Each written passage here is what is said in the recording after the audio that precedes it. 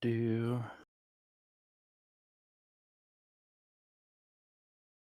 I just turned the stream on and my square is blank.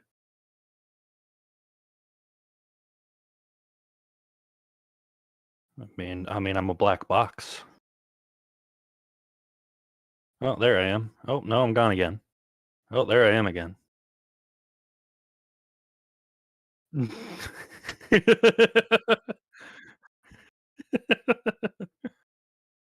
Oh, I'm gone again.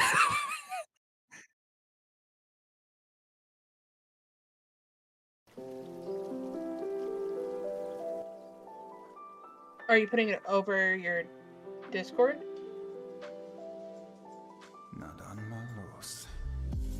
It shouldn't matter, but it does for some reason. Yeah, you can see me.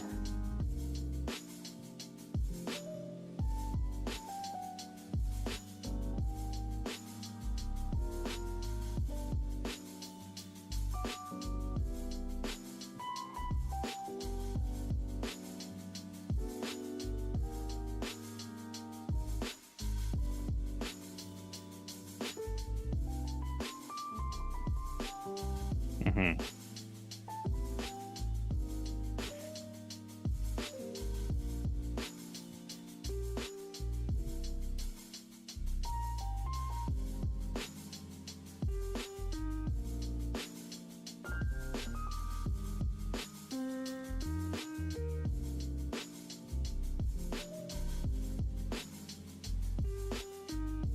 For Open Master, Polar Master Fighter.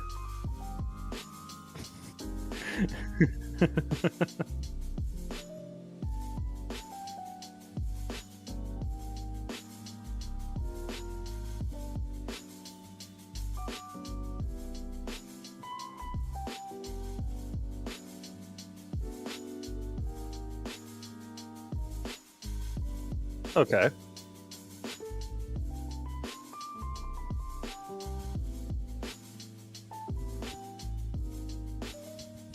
Oh, then I think I picked the perfect one for that discussion.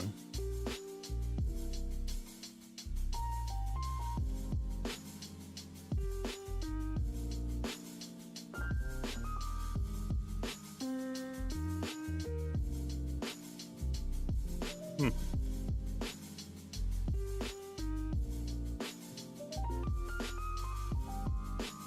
Yeah, I think for the first one, for the character concept, I misunderstood the assignment when I gave you Elf Gunner, but we'll get there.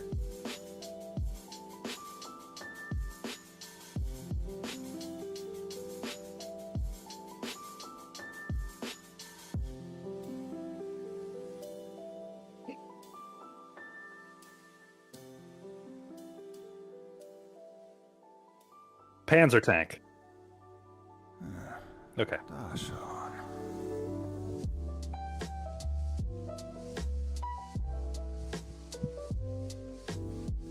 Oh, so we're doing like Summoner from Divinity Original Sin 2. Okay.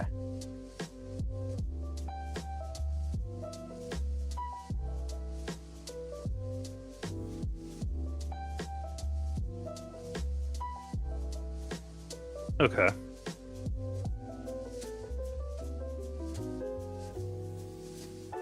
When did you do this before?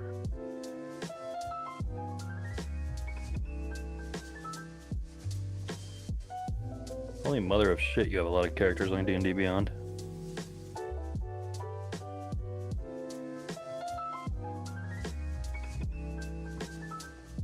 Why level 14? You go to level 14 on so many of these.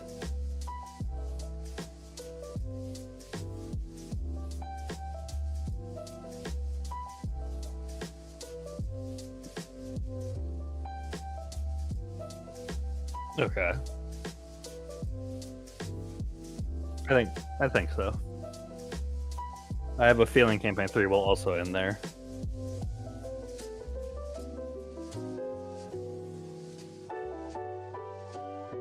Hmm.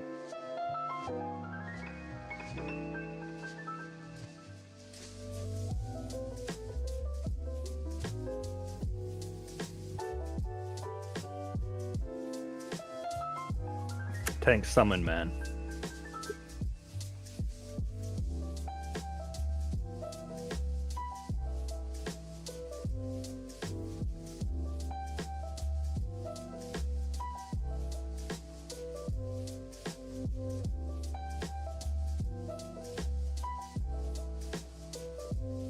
Okay.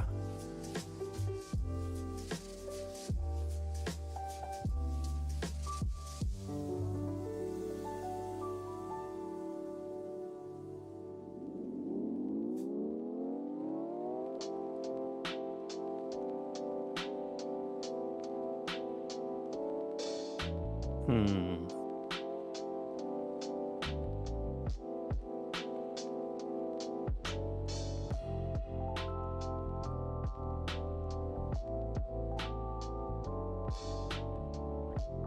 I'm going to be real shocked if it isn't.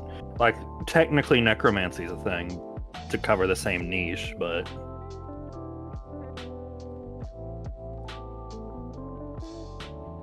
I'll be truly shocked if there was anything besides those two. And necromancy is going to get you your zombies and stuff like that. Not a good one, at least.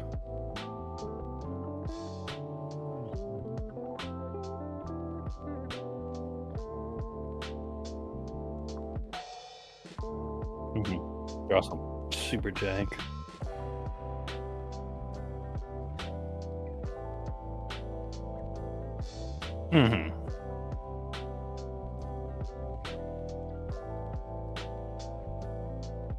I wonder how long we've been doing. How long have we been going? 7 minutes. There you go. Does that every like 3 streams. I don't know why it does that. Hey, you want to sum up what you just said over the past 7 minutes? Yes, I will re-sum up what I said. We're just doing a think tank stream where we make character concepts of various topics, and at the end we'll just rant. And the things on top right and under topics are what we're doing. Right now we're doing Tank Summoner. And we're just picking what spell we're going to base this character around, because as I started, these are not going to be good characters, because no good character works with only one spell. That's just a bad idea. It's not likely. But we're doing it anyways, because it's fun to think about. In this case, I'm going to steer away from the conjure spells, because they're kinda jank and difficult to use. But I had one in mind at some point. There should be the summon spells, which are down by S. I think you can do... Summon Draconic Spirit is a good one. It's 5th level, scales with this level that you spellcast, so you can upcast the spell to make it better. It has all types of things, including flying. You can give it all kinds of damage resistances. It has multi-attacks, breath attacks. You can give yourself resistances, which is just kind of an added benefit. This is like what I imagine might be one of the best summon spells for making a chonky ass man. Go to summon. I agree that this is probably the good, like, for the end game of it. Go to summon Beast for me real quick. Summon Beast is pretty similar. Also scales. If you want land or water, you can get 30 health. But my problem is here. It how much? 5 per level. Yeah. So I was trying to see the scaling. I feel like the key to this character is going to be find which spell does the best, like gives you the best scaling for your damage. At this one, if we're assuming like a max of 7th level spells at best, that means we're dealing with only, what is this, like... How about this? Since the highest level one is 5th level. Yeah. Excuse me, 6th level. Summon Fiend is 6th level. Yes. Let's assume 6th level spell slot is the highest that you're going to use for this. So an 11th level spellcaster. In which case, Summon Beast will net you 5, 25, 55 health. 17 AC. 55 health, 17 AC. This one, Celestial Spirits, would net you 50 health, so slightly less. But you can get more health, or more AC, because it's +2 with Steel Defender. Yeah, you can get 19 AC on it, which... And it'll have a flying speed no matter what. And you'd only be losing 5 health versus the Beast. That AC bump's pretty high. Pretty good. As long as you go with Defender, obviously. There's Construct Spirit. Which ooh, means that's a lot. It's a lot of health. This thing would get you 70 health and 19 AC, so only 1 less, with a lot of condition immunities. It wouldn't That's fly. not bad. That's not bad. It also gets heated body, which allows its main attack takes 1d10. That's fire not only. damage. I put my hand on the clay one. The clay ability that's in the reactions is not a bad idea. A reaction to it taking damage. That's true. This would be good if we're trying to optimize the damage, but we're just trying to make a chunky guy. We're just making a chunky man. So this thing has the health, and I think it, like, even though it's 1 less AC than the Celestial Spirit, for being a tank, this one might be better. Anybody can make lights. I think this one's the winner so far. Send a message We still have Draconic Spirit. I want to This bring thing me would out. have 19, also 19 AC is the same as the construct. less health though, because it would only have 60. Mm-hmm. More, like, again, all these resistances and shared resistances. And it's got a really fast flying speed. Flying in and of itself is a tanking feature, because if they can't hit you and you could ride on it, you're essentially taking 0 damage. So I think this one will have more health, won't it? Yes, this one would have 70 health, so it would tie for the most HP. It would also have 19 AC as well, so that beats the construct. It would have It would have 17 AC. Oh, 17? Because this would be Using a that's 6th level right. spell Yeah, slot. Sorry. 17. Yeah. So same health, less AC. It only doesn't. 1 resistance. I don't think this one's it. No, this doesn't offer a whole lot. There's Faye, which I guarantee Faye is not gonna have the most tanking. There's no way. 18 AC, Wow. starts at 3rd level, so That would only put it at 60. 60. 60. Tanking that dodge. Nothing crazy. Yeah. So we're near Wait, the hold on. Go end. back to Oh, Faye. Go back to Faye. Man.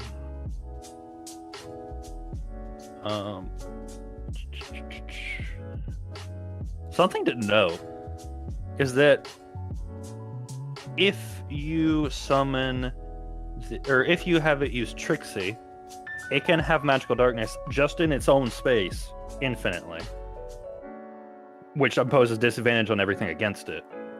That goes a long way to making something survive.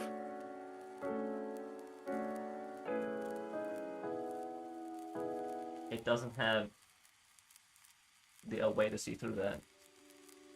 Ways either that. Well, That's magical darkness. I'm here to help make something survive. I'm not here to make it optimize its damage. Remember? That's true. It's just that's fair.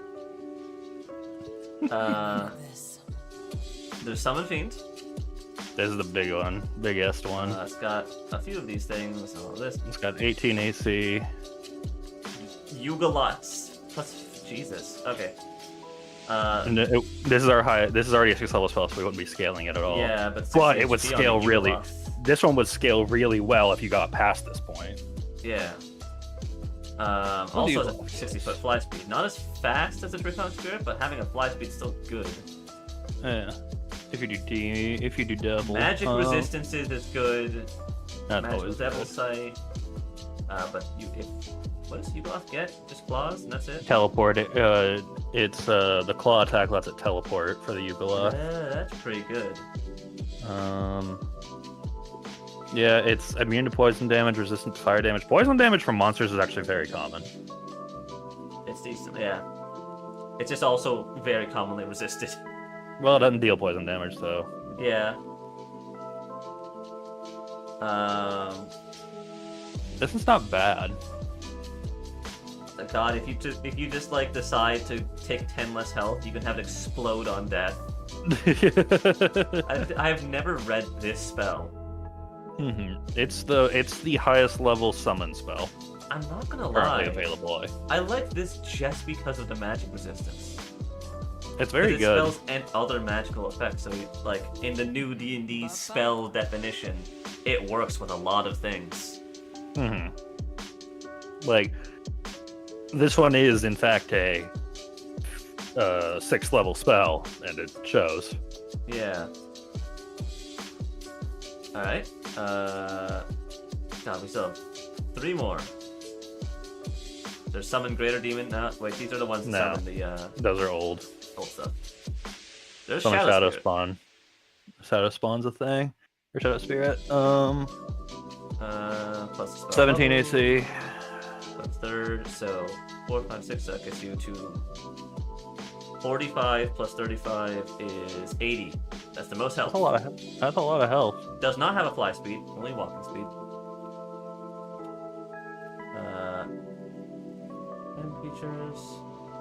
When a creature other than you starts its turn within 5 feet of the spirit, it has a speed reduced by 20 feet.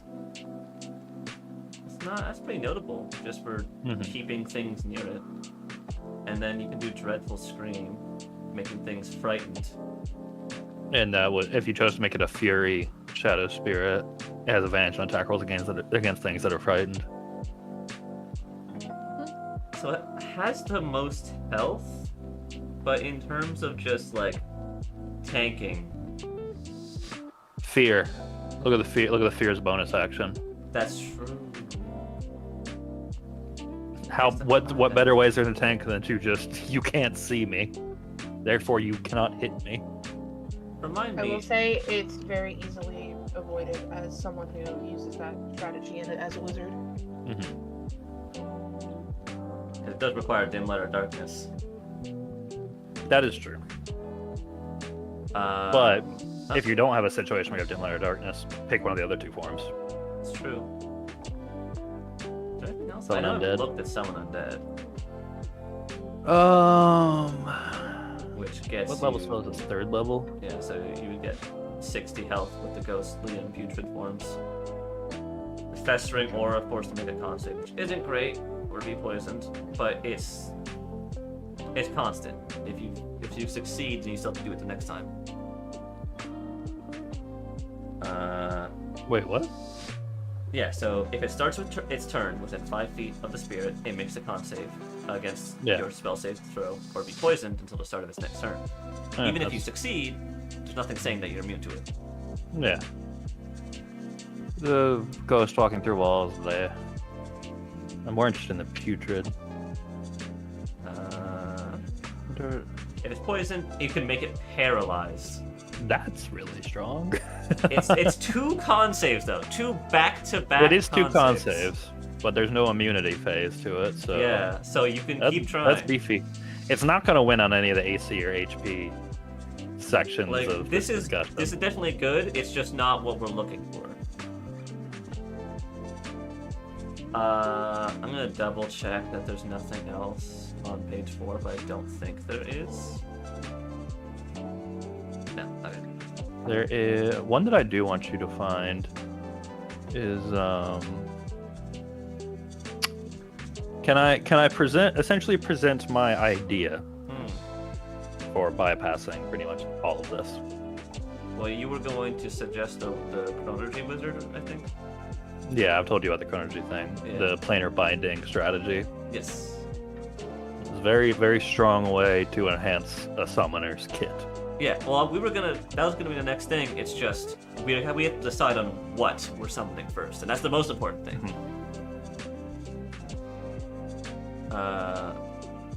So we still have to think, which one of these things that we're summoning are we gonna go with?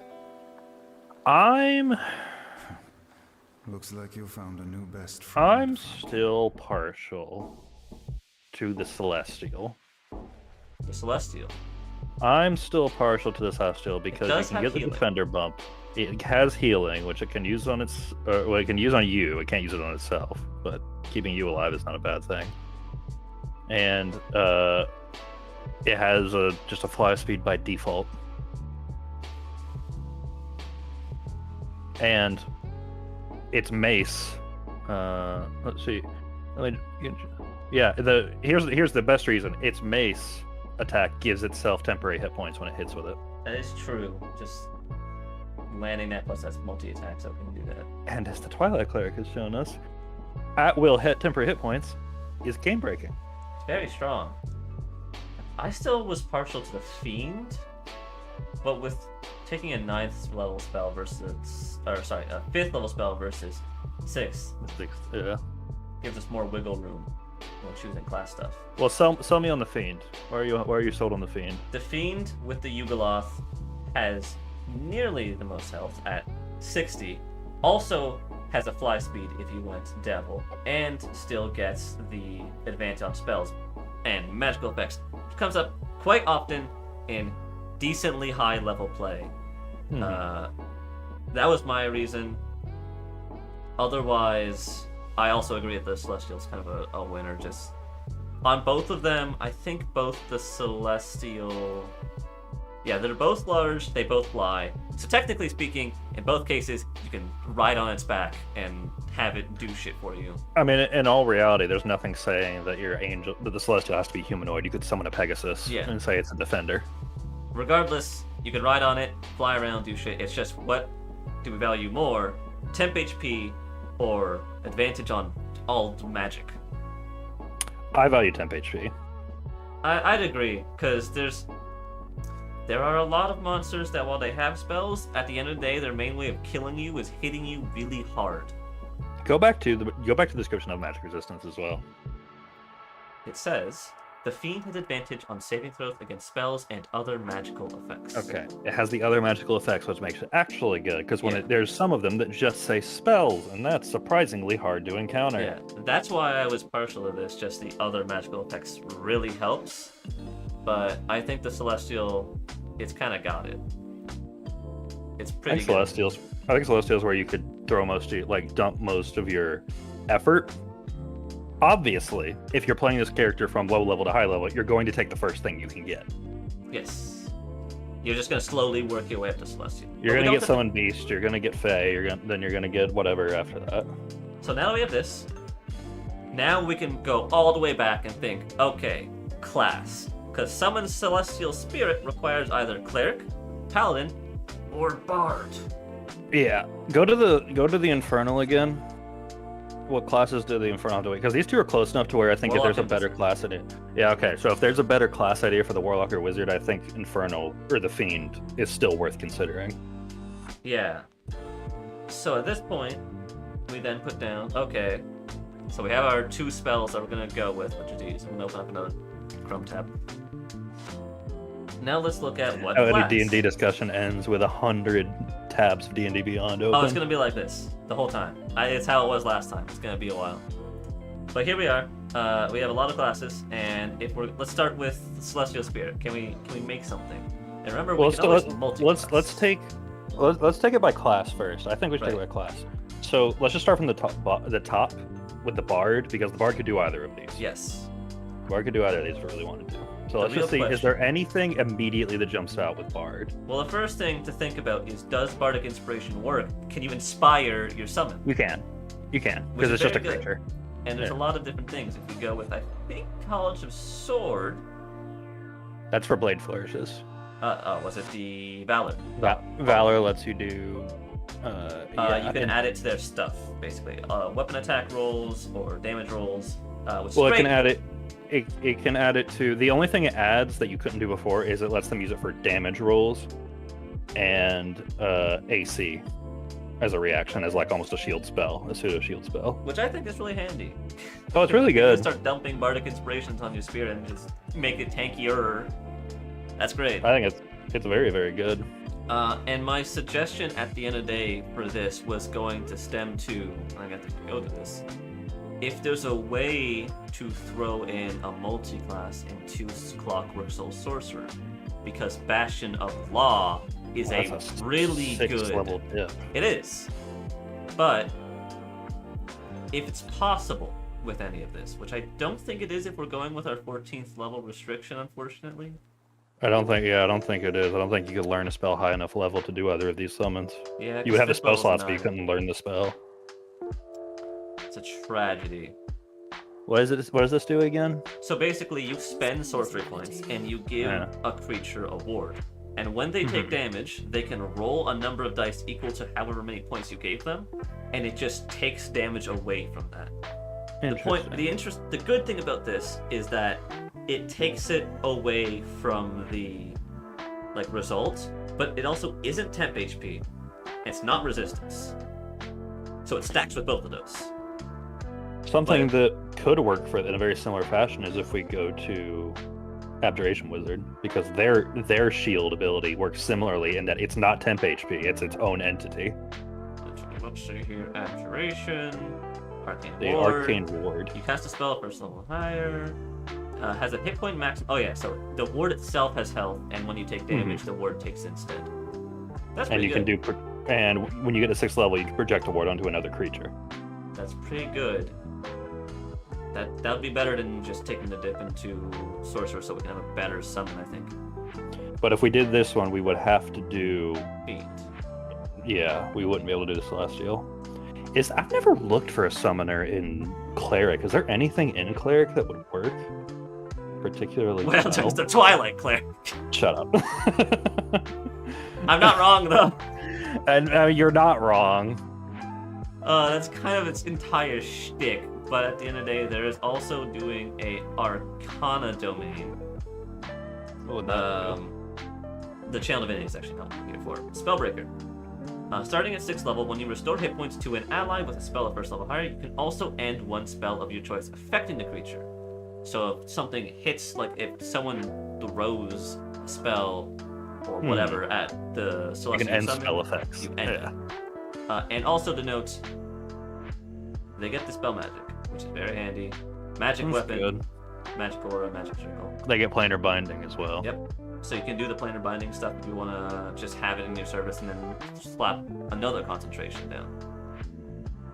Well, planar binding makes it where you don't have to concentrate on it. You could keep it around for a year with no. No, that's for what I'm free. saying.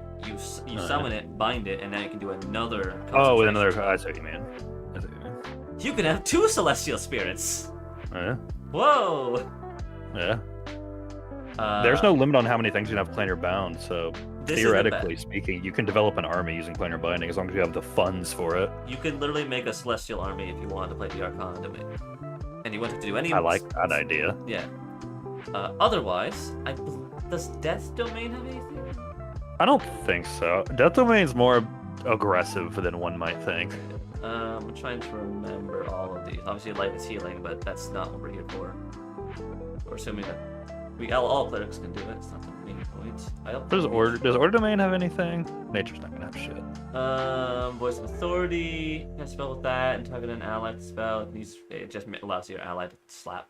With the Celestial, that's really good for the temp HP. It is, if the initiative lines up properly for you. Because remember, the Celestial goes right after you anyways.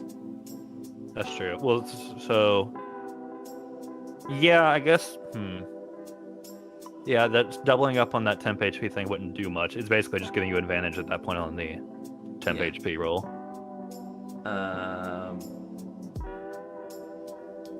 Tempest, Trickery, Twilight. I mean, The it's orders. between an army of summoning spells or one nigh unkillable Celestial. How about Peace Domain? Go to Peace Domain because I know that it does some funky things. Let's see. You can bond. As an action, choose a number of bond creatures. You can do proficiency. It lasts 10 minutes or to use again. While any bonded creature is within 30 feet of another, the creature can roll a d4 and add the number rolled to an attack, ability, or saving throw it makes. Each creature can add a d4 no more than once per turn. And you can use this feature on turns. So yeah, it's just once per turn they get a d4 they can throw around. That's how like having it's like having Bless. That's like a way better version of Bless. Yeah, 'cause it's not concentration. Make your presence as an action you can move up to your It's speed. a feature. It's not even your channel divinity. Channel Divinity's just healing essentially and attack of opportunity avoiding. When a creature affected by a bond takes damage, the second bonded creature within it can use for action to teleport to an occupied space. The second creature then takes all the damage. What? To be fair, making it where you have your party and then you have your Celestial as one of them. This is a very good way to get your Celestial to tank for your party, Yeah, because it forces the Celestial to take the damage regardless of what the enemy hits. which would knock it off of the temp HP first. Like, obviously, your Celestial will start taking damage, but what else is it there for? So, I think at the end of the day, even with the Peace Domain, it's a coin flip between the Arcana and Twilight. I honestly am partial to the Arcana, though, because more people is better than one There's good also- person. If you also look at this from but also was this not was the basis of this not making one big tanky dude? That's true, but they'll all be equally tanky.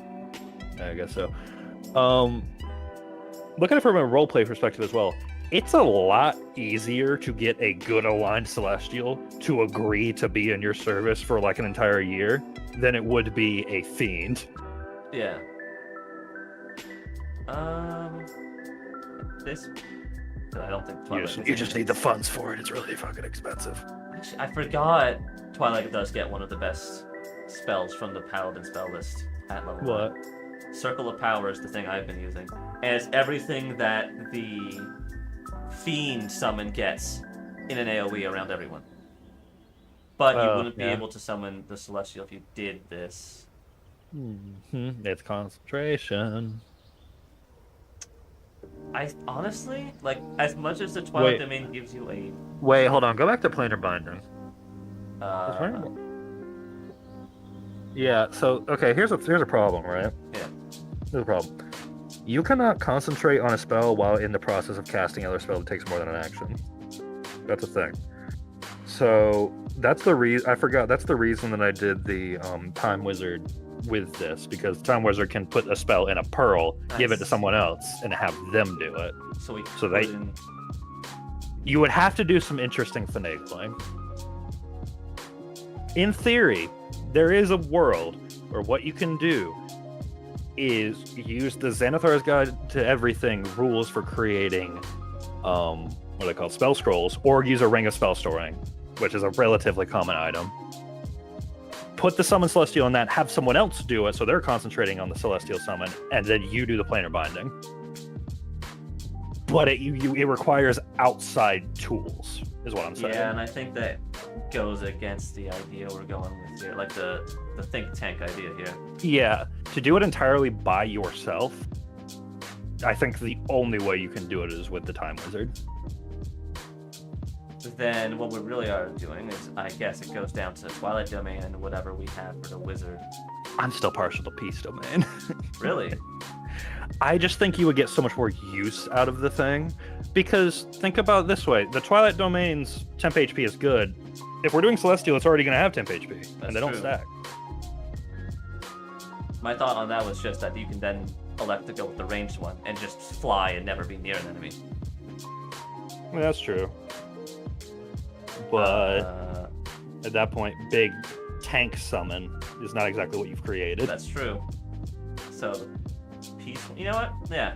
So we'll compare the peace one to whatever we create with the Wizard, which I assume is going to be fucking binding a fiend. All right, let's just exclude the Chronergy Wizard with making an army of fiends, because that's going to beat everything. So we're moving to the Abjuration Wizard, who will have Abjuration is one very fiend good. that will have a buff. Conjuration is surprisingly bad for making a summoner. Yeah, I've looked at it. It's actually dog shit. It's so weird. But yeah, Abjuration's probably what we're going with. I don't think any of these other ones really help in this specific instance. I guess you could Transmutation, make a fucking stone and give it to your summon. That's about all I got.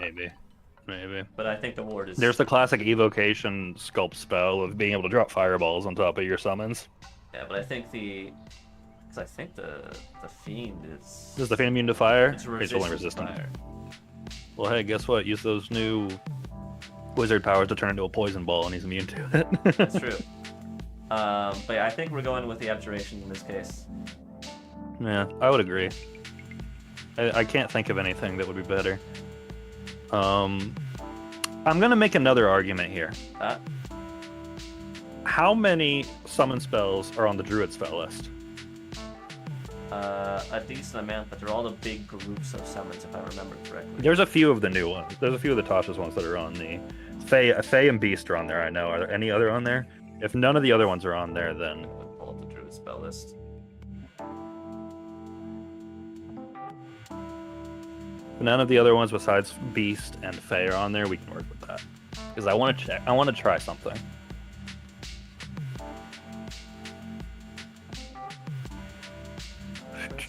So we got Summon Beast,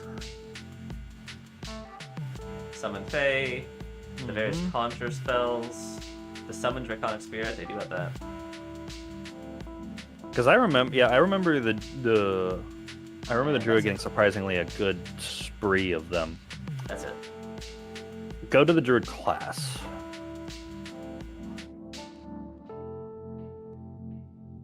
Go to shepherd druid. Commander Shepherd. Nearly all of the most of the shepherd druid's features are based around having summons. Bonus action, this. Spirit. Put around. It cancels neither of that. Spirit 60 feet. Minutes. Depending on type of spirit you summon. So there's the bear spirit. Each creature of your choice in the aura gains 10 plus equal to 5 plus druid level. So that's a chunky amount.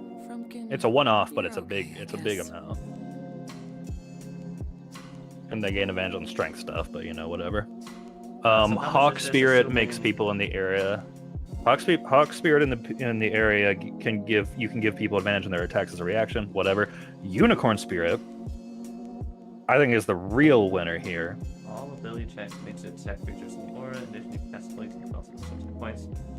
To any creature inside the aura, each creature of your choice in the aura also regains hit points.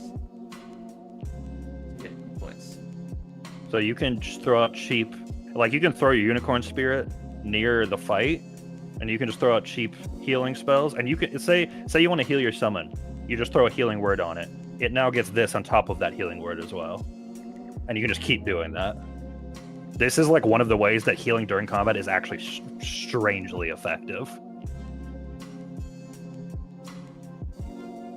Then you get things like Mighty Summoner, which quite literally increases their maximum hit points.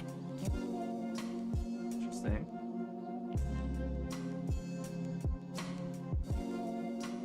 And let's see, what's this one? Well, oh wait. Beast or Fey that you summon or created with a spell ends its turn in your spirit totem, or that creature regains a number of hit points equal to half your druid level. The amount of healing you can give your summon with a shepherd druid is astronomical. The only tragedy, I guess, with that is you're pretty much limited to summon beast and summon Fey. That's true. You cannot use like. But they are both; Spirit. those are still really good. When they scale up, they're still good. You would only lose out on the Guardian Spirit ability if you decided to use the Draconic Spirit. Everything else still works. You would only lose out on the Guardian Spirit healing. So if you think that's worth it to pull out the dragon, you can still do that. And then what Faithful Summons doesn't really matter. Faithful Summons is if you go unconscious, the animals of the forest come to defend your body. But the astronomical amount of healing that you can give your summon is with the Shepherd Druid is one of the few instances where I say healing during battle is actually effective. That's weird. I still feel partial in that respect to the cleric that can have its summon just take the damage for it instead. What do you mean? Wasn't there the feature on Emboldened Bond with the Peace Domain cleric where you can include the summon in the Peace Domain bond, and when you take damage, it just takes the damage. Well, yeah, that one. What am I trying to say?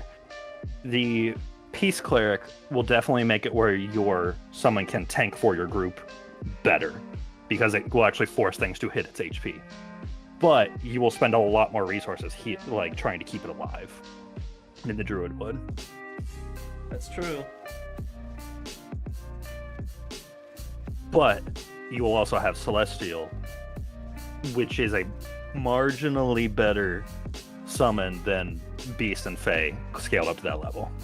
Fey's really good. Beast, it's there. It's the early one. It's a good starter kit. And the unfortunate thing is that the Fey doesn't get the ability for you to ride on its back and fly around. No, yeah, you're not going to have a mount, but you're a druid. You can wild shape into a bird. That's true. Although you can't cast spells while you're a bird, so you wouldn't be able to make use of the actual healing cheese. But if you're making your summon tank hits for the group, you probably don't want to be on it. Yeah. All right. We gotta go back to the wizard too. And you can still summon a dragon. We never discussed the wizard at the end of the day. We did. Well, was it just abjuration? Because I don't think we found anything better. I guess so. Is there anything else we obviously there's divination where you can just make rolls happen, but that's divination can do that with anything. It doesn't have to be the summoner build. Because one of the things that we have to consider when doing this is what else can we add to this? Wizards- Yeah, the other spells that you get. What does an abjuration wizard get to do?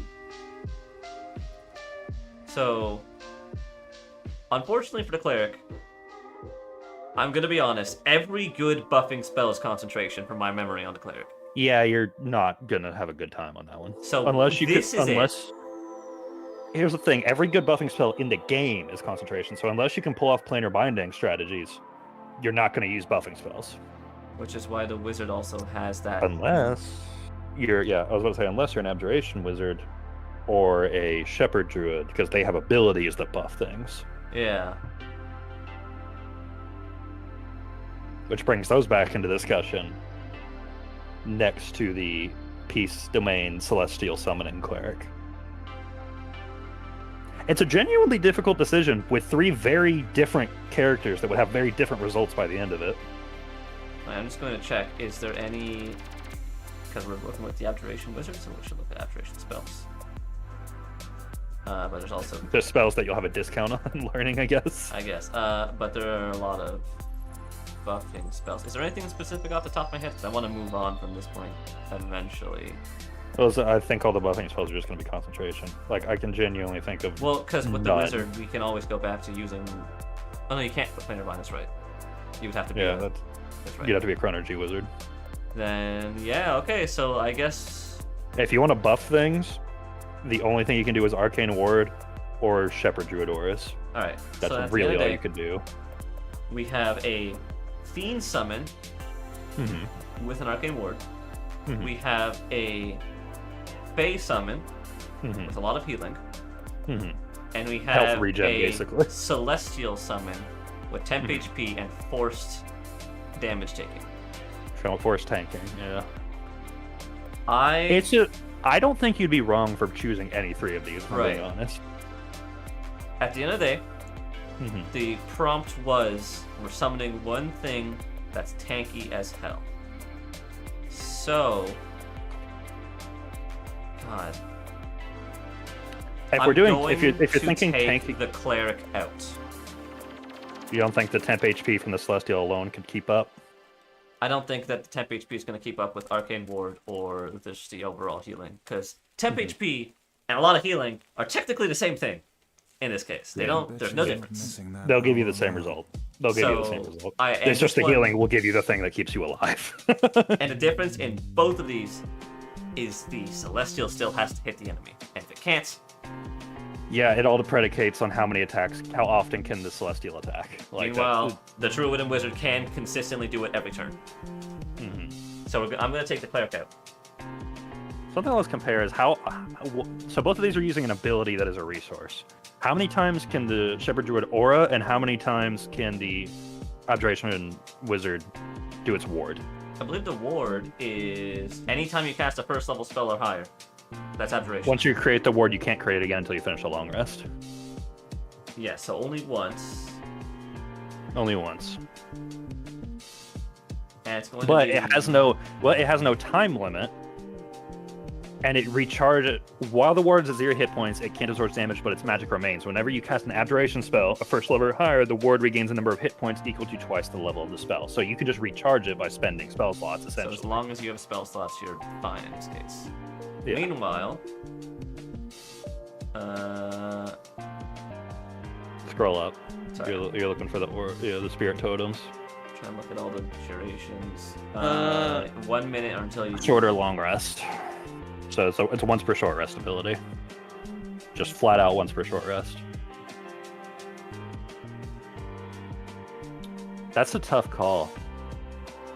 Because I do think overall the totems are stronger, but you're going to do them probably less often. Because the totems also work for other people besides your summon. Yeah. And we're working in the bubble that all that matters here is making the biggest guy. I think you're right. We got to give it to the druid. As efficiency-wise, the wizard has it because it's a wizard. But that was... I'm going to tell you something that's kind of game breaking. Yeah. That might do this one. So, what kind of spell is Mage Armor? God, I forget.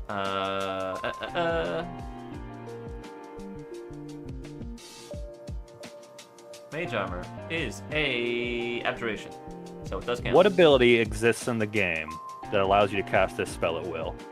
Eldritch, the Eldritch Invocation. And you can get that with a feat on your wizard. That's So at the true. very least, you would have 2 hit points, but you could do it infinitely. I'm not gonna lie, that's a bit of a waste of your entire action. But the out of combat implication is, I mean, how high could you stack it? It has a maximum of twice your ruler's level plus intelligence modifier. That's a high maximum. So you can go into every combat with it at that full if you have Armor of Shadows.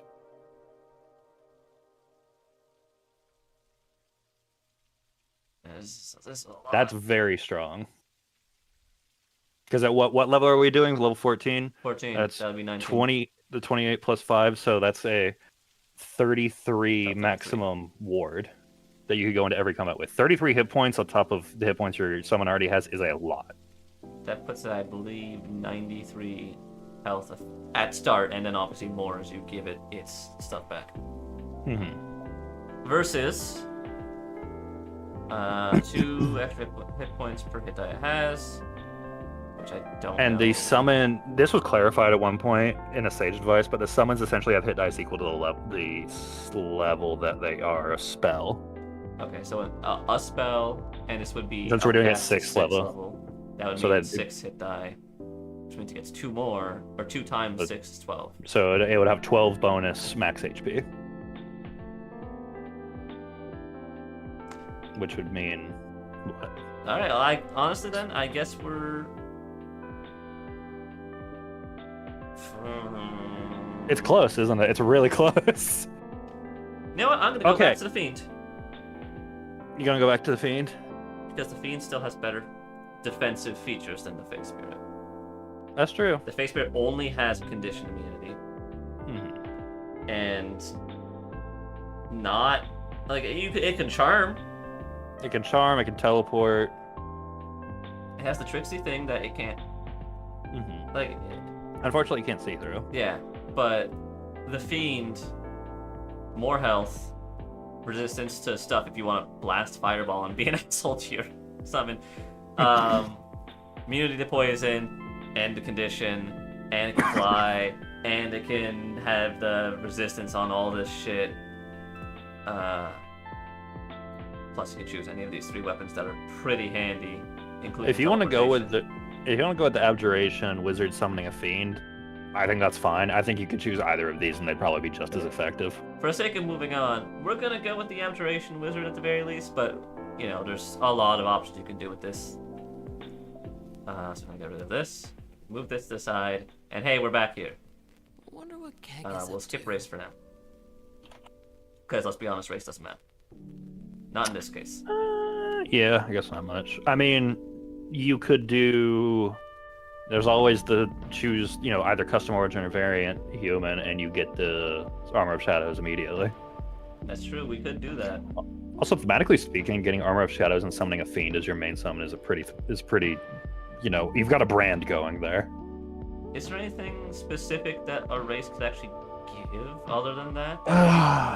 Anywhere near as good? Probably not, right? Like, obviously we can multi-class, or not multi-class, we can take a feat, so we don't have to Yeah, we can choose take a skit. Feat to steal it. But at the end of the day, I don't think there's a... I don't think there's anything that's that changes the game all that You much. could do a Hobgoblin and do Fey Gift. Yeah, I guess so. Give some temporary hit points. It's a bonus action. Here's one of the options each time you take a help action with this trait. I mean, It's a free bonus action. technically, yeah, I guess so. You could do a Hobgoblin and supply your dude with some temp HP. It's going to be a paltry amount of temp HP as the game goes on, but it's something. It's better than nothing. Well, sure, why not? Let's go with the That's Hobgoblin. gonna quickly... I don't think there's any, I guess... What does the Kobold new has- Kobold have? Because I know the There's old a Kobold have Draconic pack Cry. Yeah. You and your allies have advantage on attack rolls against any of those enemies who could hear you. You can use a straight number of times equal to proficiency bonus. So it just gives advantage on attack rolls. And then you have Yeah. these, which is just free stuff for yourself. Mhm.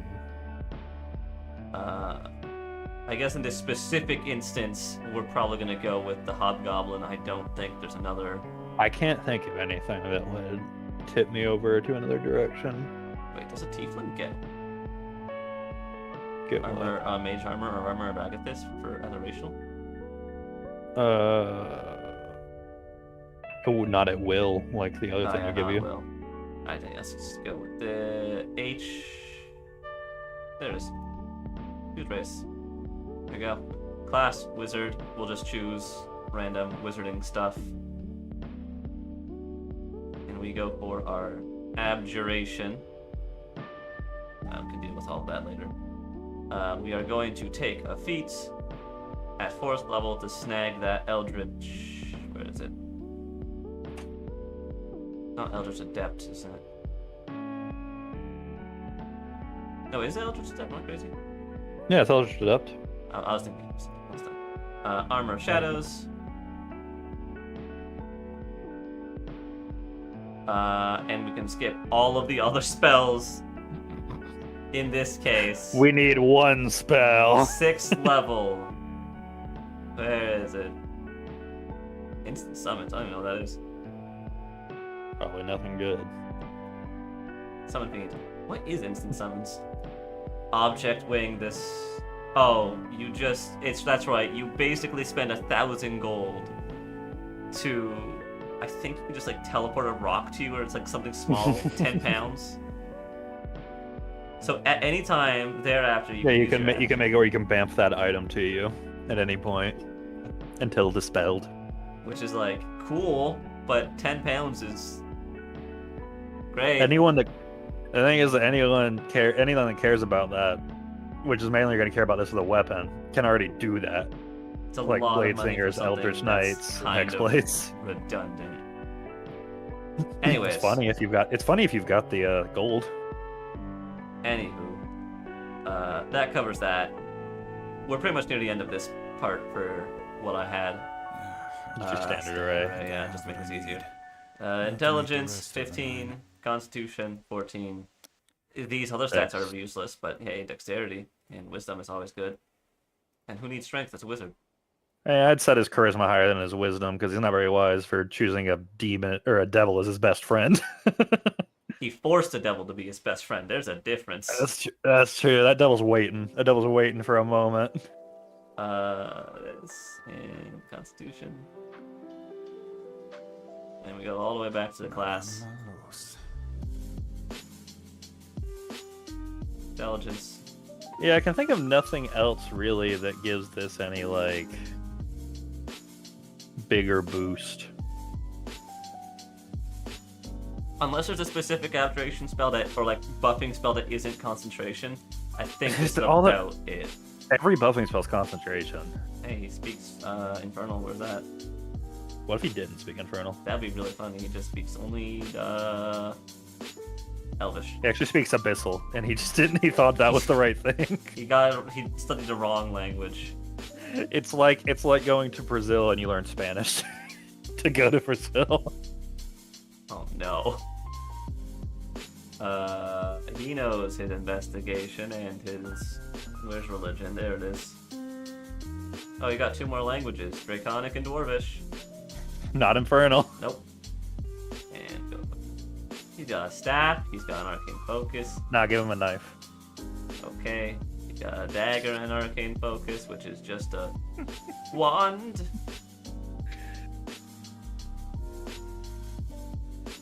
Dagger. There you go. I didn't roll his health, but didn't really matter. Doesn't matter. But yeah, we made our guy. It's our wizard with mage armor, Eldritch Adept, and his spell didn't get added, so it sucks to be him, I guess. I don't know why it's not here. Yeah, his game Forgot plan is the- over. He forgot the spell. He Its forgot defenses the are spell. all. Wait. No, his spell was written in Infernal. Oh no! Wait, why is his defenses all? What happened? All right, this man's too strong for us. His ways are beyond our understanding. Either way, I we think go. we essentially got the evil ending to this character, and the druid was the good ending. Yeah. But that's the first idea, and that's kind of how all of this goes. Is we kind of just like think on something really specific. It's probably not going to end that good, but it's fun. I have fun making these characters because it's just like it helps me make characters that aren't just power gaming essentially. Because power gaming is fun, and you should make a good character, but also a fun character. That's why. Speaking of power game, I didn't understand what you meant by giving you a vague character That's fine. concept. We'll stick with Elf Gunner. Because I gave you something that I fully thought out already. Great. All right. Well, okay. This is a unique concept, to be fair, because I was sitting there thinking, what point is there to use a musket? Because I was thinking about the fact that in the new UA they're pushing the fact that the musket and the pistol are included in the normal weapons chart now, right? But I was also like, man, their range is so much worse than a lot of the other ranged weapons. Like, if you're talking about pure efficiency, there's no reason to use a musket over a longbow. Longbow has 2 to 3 times as much range. It's quiet, so you can use it in stealth. And it's a lot easier to get proficiency in. So I was sitting there thinking, what's the benefit? The only benefit is that the musket has a D12 hit die. Honestly, that's not that big of a benefit. Until I came up with this idea.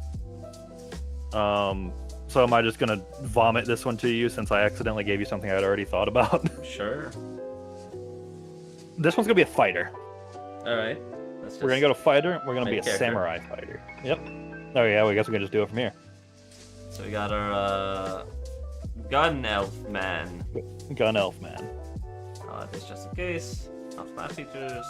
Annual. Burn. Ignore.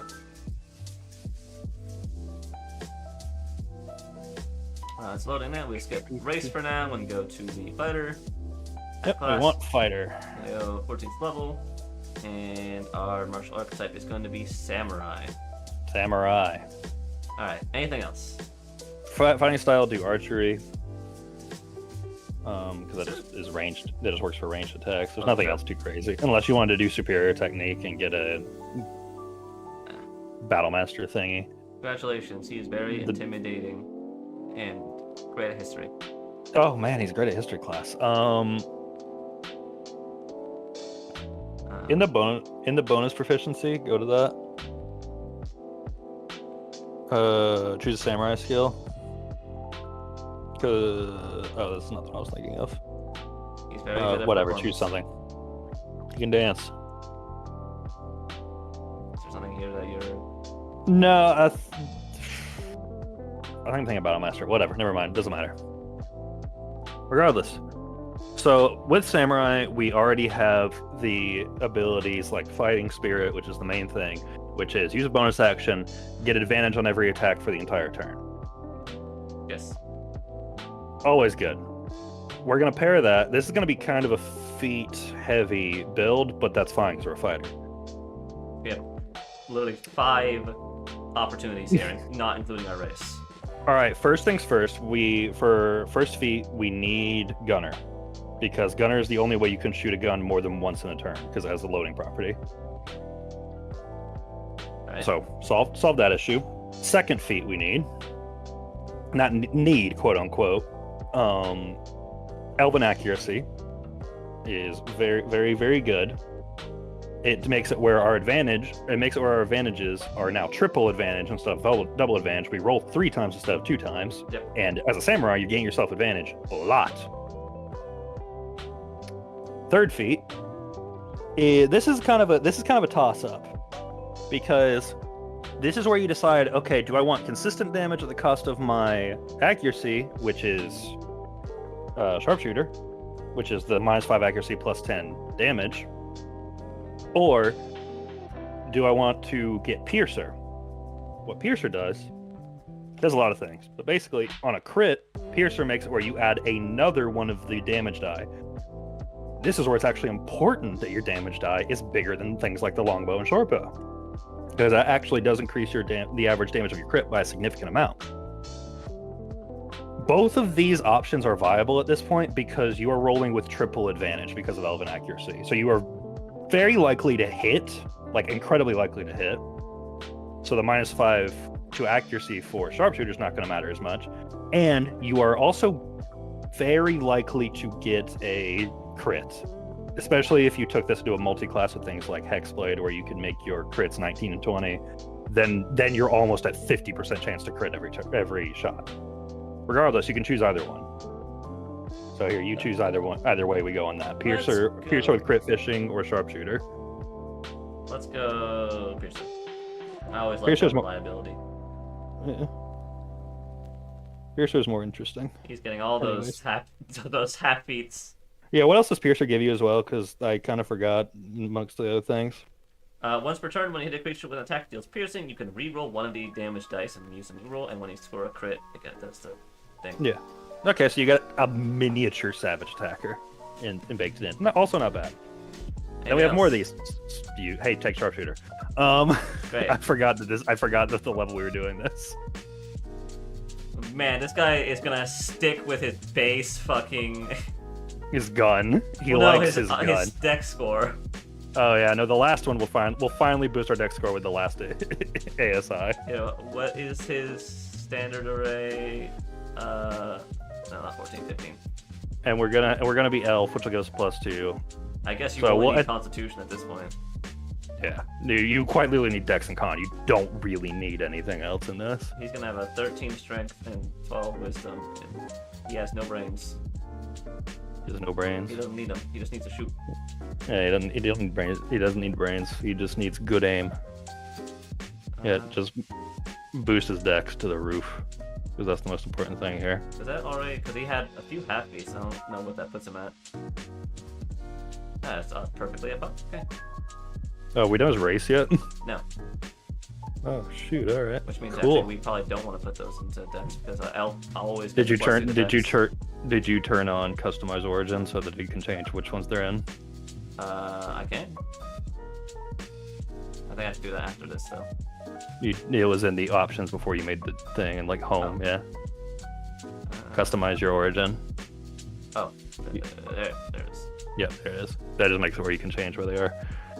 But we do need. But we need to do elf because we need elven accuracy. What kind of elf? I haven't really thought about, so this could get a little interesting. So, obviously, fighter doesn't have to worry about proficiencies. Mhm. At this point, Could do wood elf to get the extra movement speed if we wanted to. there's wood elf. I mean, the Lajmen aren't really that helpful in this case. Their face step doesn't help, I don't think, that much. It would help you get out of sticky situations. Same thing with Shadar Kai, but yeah, it's not super crazy. Well, the thing with the Shadow Kai is they benefit because when they teleport, they get resistance to all damage. And they frighten things. Like there's a saving throw to frighten things, which will give you advantage on shooting them after you teleport. Yeah. And not that you need it because you're a samurai. I guess this is just kind of a flavor pick, because really nothing boosts the damage you're gonna do in this case. No, your damage is already kind of nutso. I think just doing a Lajmen or Shadow Kai. I think just do Legend or Shadar Kai. I was gonna say do Wood Elf because you also get that ability that lets you camouflage into the surroundings, so you can get the jump on people. That's fair. I just think that since we're not like an assassin rogue, having that reliable teleportation is always going to be better than movement speed. True. Then, if we're doing the reliable teleportation, do the Eladrin because you have 4 different choices for the kinds of teleportation you can do at that point. What season are we going to start with? Oh, jeez. Hold on. Let me go look what the. They're here. Well, can you bring it up? Yeah. Then you have to use your face step up to 2 creatures of your choice that you can see within 10 feet of you. You must succeed on wisdom. No, that's teleporting into combat. We don't want that. Oh, 1 creature of your choice you can see within 5 feet of you before you teleported. Do the fright. All right, there's the fright one. There's the fright one. That's not a bad one. A spring is letting you take someone. No, is letting you send someone instead of you. You can touch your barbarian and send him into the middle of the pack. And summer does damage. Sorry to. Is it from where you came from or where you're going? After. Immediately after you use. Okay, so winter's the only one we really want. Winter's really the only one that helps us, which is fine because it's still good. Like to where they can't come closer. What I think I made a wisdom. Wisdom's always good. Perception rolls, wisdom saves. Hey, you get 2 stuff. What do you want them to be good at? That's they're really good with herbs. Oh, herbs. Oh yeah. And they. You could do. Well, you could do. Honestly, do smith's tools and tinker's tools. Actually, that fits really well for like a gunner kind of character. Smiths. Thinkers. I think that fits really well for a gunner character. This is kind of a elven musketeer is what we're building. And we do 2, and 1 goes to our wisdom because we need that to be higher. And +1 will go to, I guess, the only odd number of strength. Congratulations, strength. Congratulations, strength. Actually, I guess in this case, because we're doing this, we should probably change the 14 base to the wisdom here. We don't need con if we're going to be shooting at a distance. Change the 13 base to the constitution instead of the strength. The 13, but it's on 14. Oh, yeah. I mean, it doesn't. It won't matter, but if you carry this character any further, then you will. Yeah, there you go. Now we have health again. Yeah, and there is also Samurai has things that scale off of wisdom, but it's social stuff. So I wasn't really paying attention to it all that much for what this. language does this man speak? Sylvan. They don't speak Elvish yet. No, they're elf, or they're not elf. They're fae. I like that. Gunner. Background. You could just do soldier. That's pretty good for like the musketeer type, honestly. Athletics. Stealth. Good, always the good dex skill to have. And what do you want? What kind of game? They're great at 3 Dragon Ante. Just a card shark. Right. I don't know if it's a card game. Equipment doesn't really matter in this case. No, wait. I think it's a dice game. I think you're correct. It's Bop bop. do you have? Yeah, I guess it's tech. Wait, do you have the Dungeon Master's Guide stuff enabled on the home thing? Do you own the Dungeon Master's Guide on this? Actually, don't know if I do. I don't think I do on D&D Beyond. No, I do. I do. I don't know why it's not there. I've looked through it for strong. Hey, regardless, we won't be able to see it at the end, I guess, but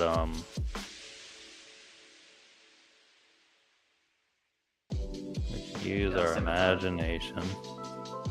And Explorer. Explorer. He's got a piece of a banner and a deck of cards. It's really weird that he's good at 3 Dragon Ante, but chooses to bring cards. There you go. Here's our man without his guns. He'll get his guns at some point. So yeah, it would be a D12 instead of that, but just here let's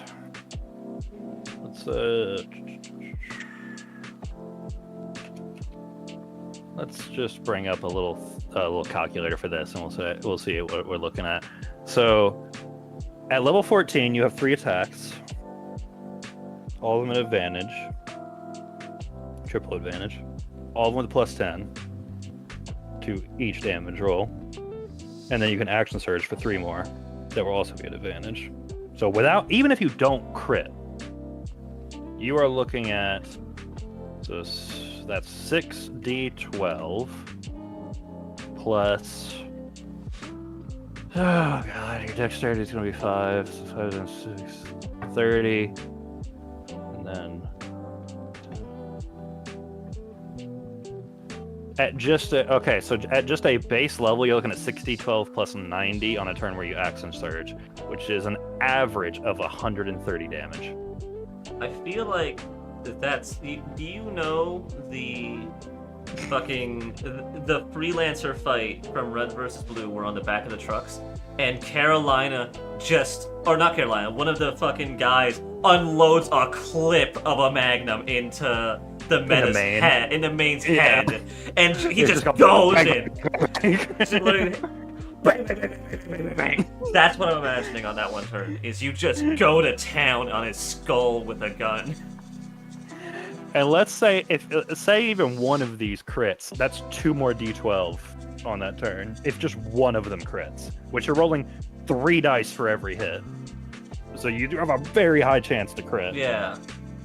There's our man. he will annihilate people from. How far is the range on a gun? I think it's 120 feet. 120 It's not very feet far. away. It's not that far.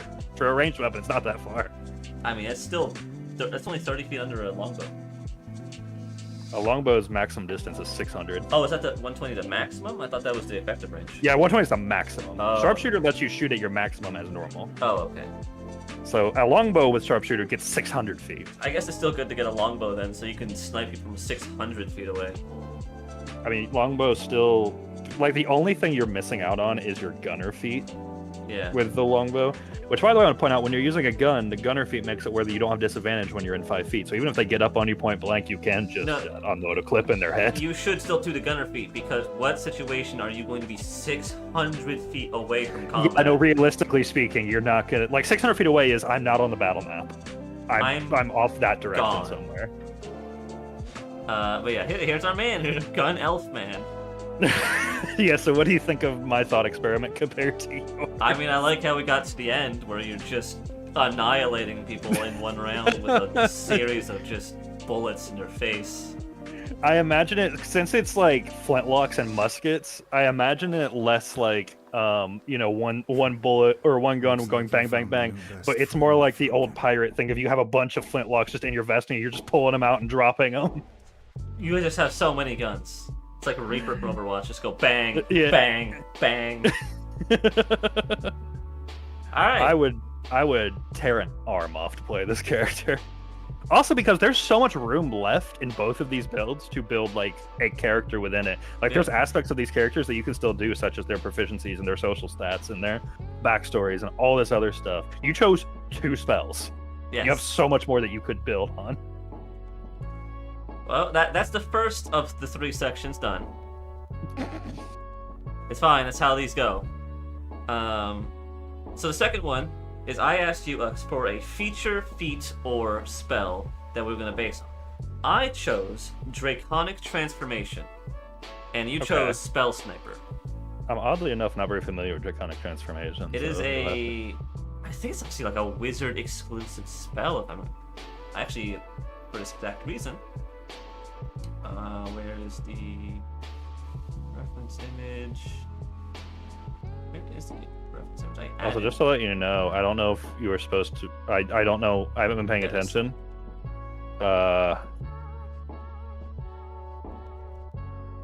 Currently. Oh no, it's fine. Okay. Oh, that the reference was empty until now? Well, no, just on the Never mind. The screen broke for me for a second. It's fine.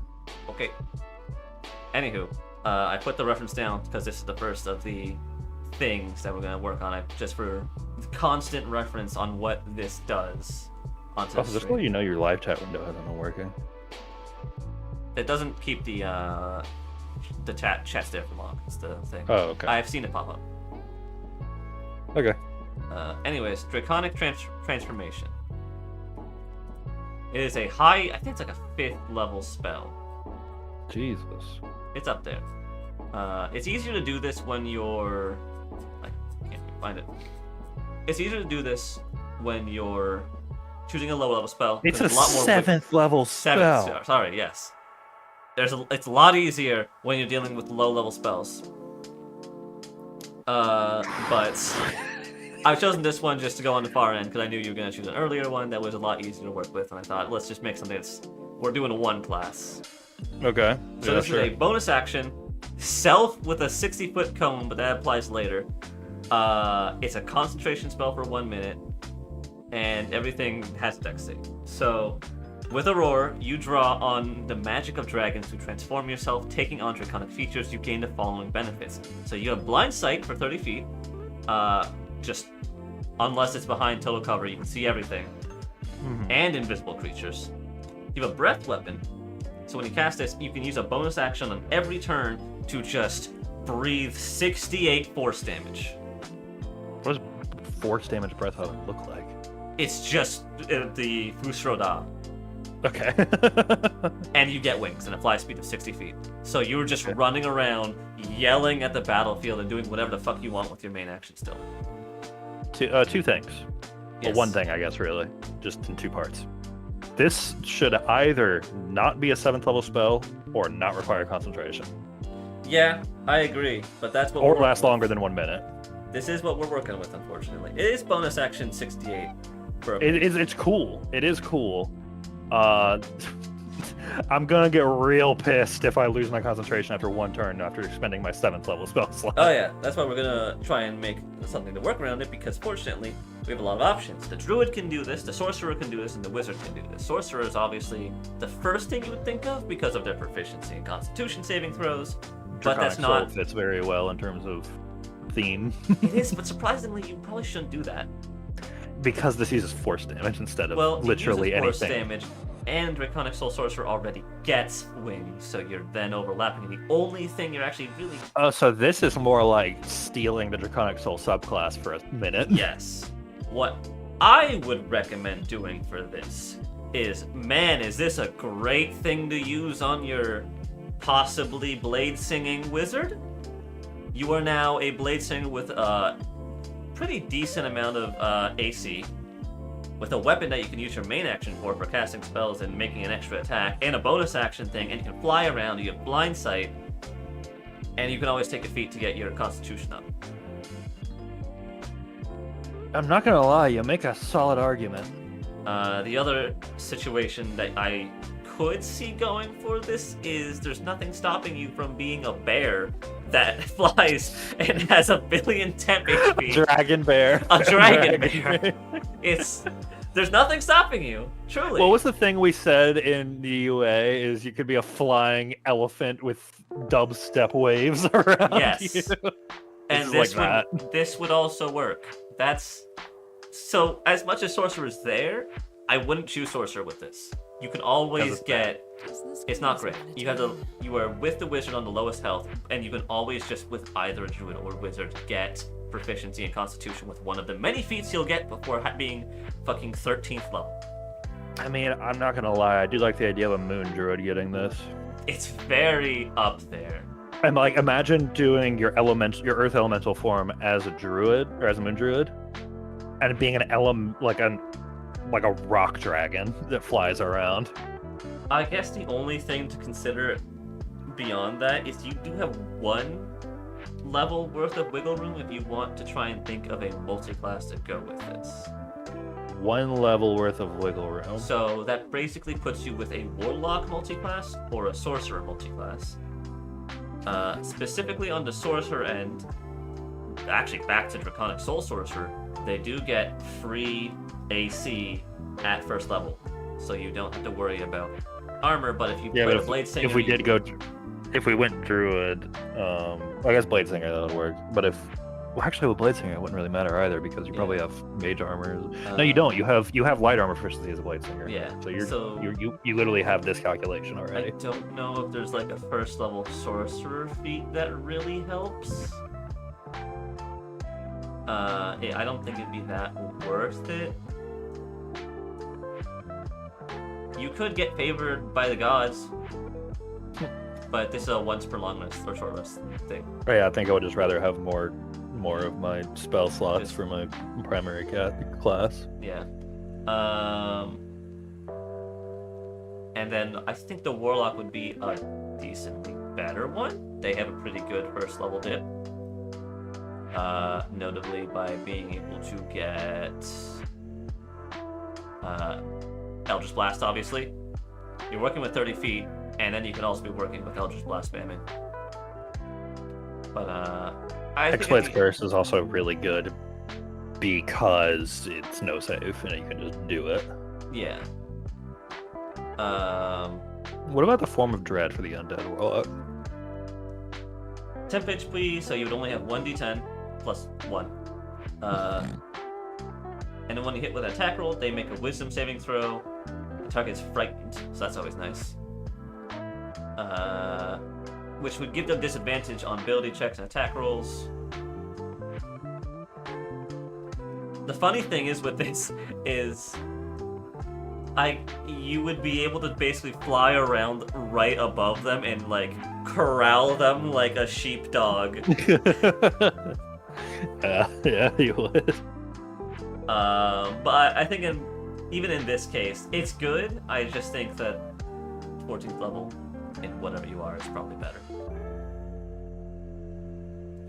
That's my thing. Is unless you're like even it's basically what you want to do with your action, I guess. Do you want to be up close with melee attacks, or do you want to make the most of that 30 feet range that you're going to be blasting people with you yelling? Oddly enough, I would still go druid. I would go druid too. I think the druid wild shape makes like you get the free temp HP, more health, and you get a pretty decent amount of spells you can throw around while flying in the air. Yeah. The wizard, like I guess it could use that, but at the end of the day, the druid is a pretty decent one. So let's go back to character, because we don't really have anything else to look at in that case. It's just everything we can look at the character, Mancer. I'm going to call this man Dragon Bear. Just wanted to put that there. I want to see a dragon bear. I like the idea of a dragon bear. I guess at this point we can then talk about what race is this gonna be. We already have so much covered with this transformation. And with being a druid, we have temp HP, we have flight, we have bonus action constantly covered for the full minute that we're on this spell.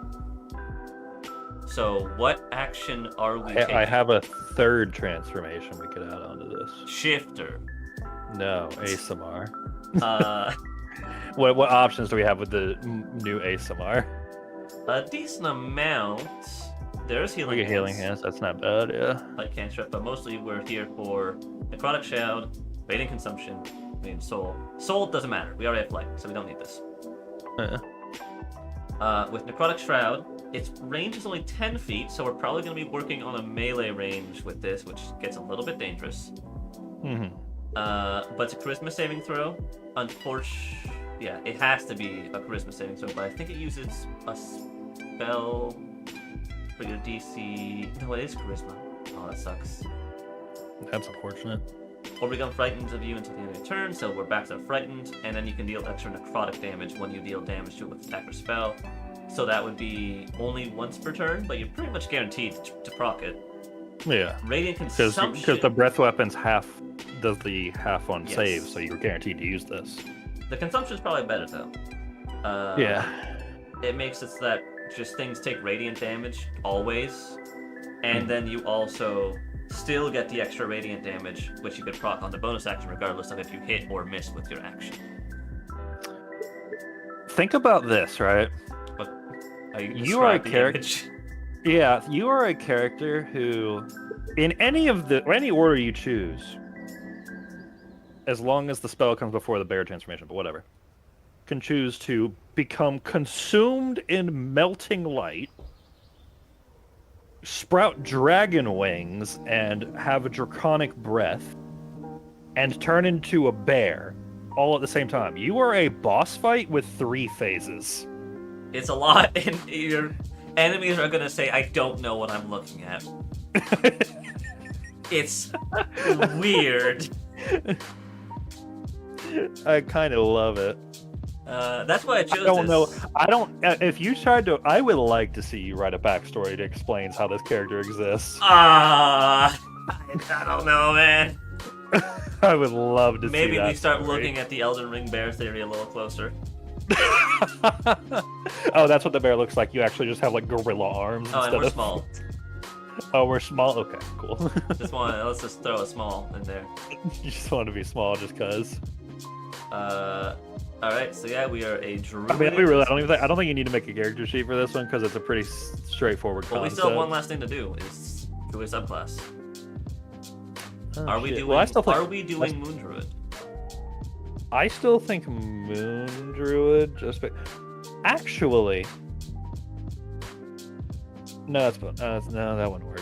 Yeah, let's look at the druid. See, I still think Moon Druid.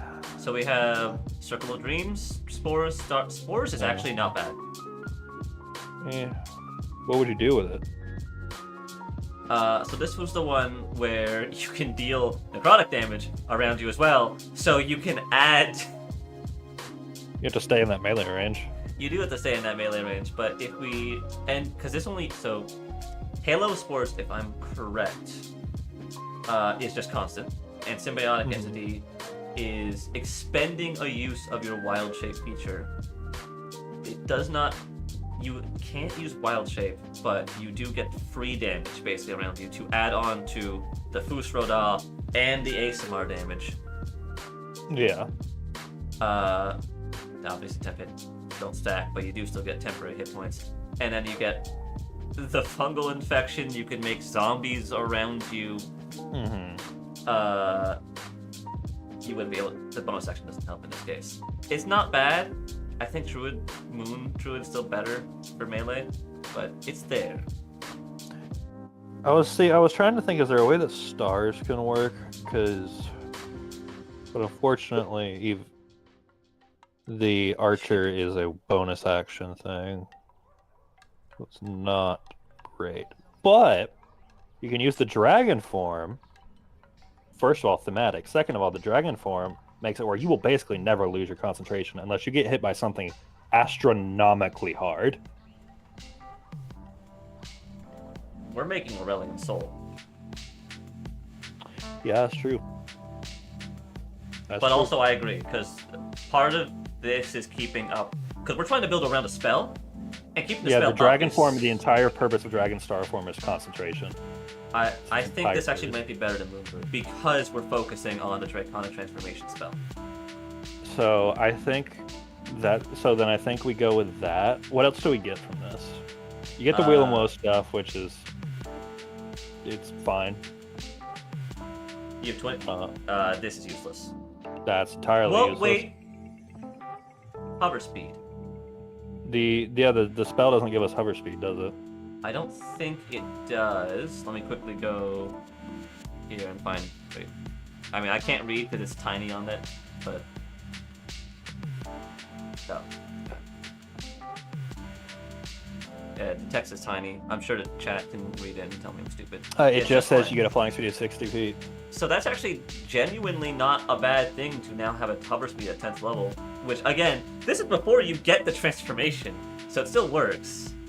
You also gain. We're at 14th level for this thought process, so you gain bludgeoning, piercing, and slashing resistance. Yep. So you know all what? physical resistance. This is. This is the direction you want to go. I Did you think this you'd be is better. making 2 druids today? The class that you said you never wanted to play. I still don't like Druid, but hey, here's our. I think this is a good thing. Dragon druid.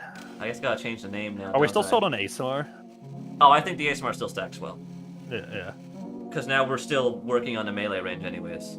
Mm-hmm. We're now calling this Aurelian Soul. No, call it Aurelian small and leave it small sized. There you go. Druid, add class, level 14. This Aurelian Soul is definitely a smarty pants. Look at all those Stars. lands. Wait, there's a land choice that just doesn't have a thing associated with Oh it. yeah, they do that a lot with these. Jesus Christ. And yeah, honestly, spells. 7th level. This is an end game thing. This is like end of the line. You're getting this. Yeah, this is your ultimate form. This is your final form. But yeah, there's not. I don't even really need to finish this if I'm being honest. We hit it. No. We hit the surprisingly Star Druid works very well for Draconic Transformation. But yeah, I think I've known this spell has existed. It's so locked behind how to get it. It should probably be a 5th level spell slot if I'm being entirely honest. Yeah, I'm trying to get back to Draconic Transformation. It should probably be a 5th level spell. Like reduce the breath woman's damage a little bit, but it should and make it a 5th level spell because swinging a 7th level spell slot for a concentration minute thing that still occupies your action economy thereafter and requires something that you actually have to get your hands on, a statue of a dragon with at least 500 GP. It doesn't spend it, thankfully. But I don't think this should be a 7th level spell. Yeah, but at the end of the day, I think this is a really cool spell to pull into a final battle. The spell single-handedly does everything we want the Draconic Soul Sorcerer to It do. absolutely does. I wish it had this. Or the fucking Ascendant Dragon Monk. Days gone by. But yeah, that's my thing for optimizing Draconic Spirit. That's kind of section here of just choose a thing and then make a character around that. And usually you still end up with the rest of the character because one spell or one feature is not like their whole shtick. Yeah, fair enough. It's a good jumping board though. Which puts us to yours, Spell Sniper. We don't really have to make a character sheet for mine either, because mine is definitely a concept. Go ahead and pull it up. Go ahead and pull up the feat. Yep, there we got it's tiny on this little thing. Oh, I don't see whatever me and Chad do not see whatever it Oh, is it's you're on doing. the. Oh, you're on the reference. I see. I have all the images for everything you sent, and I added. Gotcha. Well, This is Spell Sniper. okay, you want to just give it a read for us? So, Spell Sniper. It requires you to have the ability to cast at least one spell, which means you technically don't have to be a spell caster. You just might need the Magic Initiate or be a race that has a spell, but you still want to be a spell. Either way, you've learned techniques to enhance your attacks with certain kinds of spells, gaining the following benefit. When you cast a spell that requires you to make an attack roll, the spell's range is doubled. Your ranged spells attacks ignore half cover and 3/4 cover, so unless you just can't see them, you got Yeah, for like full cover is you can't see them. And then you learn one cantrip that requires an attack roll. Choose the cantrip from the Bard, Cleric, Druid, Sorcerer, Warlock, or Wizard spell list. It depends on the spells you chose from, Wizard, Intelligence, and all that. I wanted to make a character. I wanted to choose a flying race essentially and make an AC 130 above kind of character because I think that'd be funny. I think it'd be really fun to be like to just have like your party on the ground and they just call out targets and then suddenly just machine gun fire of like Eldritch Blast or Firebolt or Blight or whatever you can think of just rains down from the sky. Well, I think the first thing that we do to work with this is I'm pretty sure Elven Accuracy works with spells, doesn't it? Sure does. You just need advantage. You would just need a constant way of getting advantage. So It's harder for a spellcaster. It is harder for a spellcaster, but I think it's not impossible. And it's hard. And it's hard because if you wanted to do the flying thing, you would still have to be an elf of some kind, which would be. What's the range on a familiar? See, that's where I was also thinking. It's like using your familiar like your spotter. Yes. Yeah. It's you just That would be hoping fun. that the That'd enemy be doesn't cool. see it. Well, see, it'll be fun to be a warlock and do the Eldritch. Do the what's it called? It's not Eldritch Spear. It's the one that improves Eldritch Blast's Eldritch Lance? range to Eldritch Lance. Is that the one? No, I'm making it up. What are you trying to have it do? Pull, push? It increases the range of Eldritch Blast Oh, I to thought like that 300 was, feet. If I understand my Eldritch. That's There it is, good. Eldritch Spear. Yeah, Eldritch Blast is 300 feet, and then you get Spell Sniper doubles it to 600 feet, and you turn to a flying race, go really high in the air, and then again, you are just a speck in the sky that's calling down like artillery fire. And obviously we would go with, where is it? Pact of the Chain, and kind of, I guess, are after the implications. Yeah. Is there any way to use your familiar to do the hex spell? Like, can you make your familiar? Can you make your familiar be the origin of your hex spell? Because then your familiar really could be your spotter, as it like hexes things, and then like just blasts come down on that thing, hitting it really hard. Let's do this.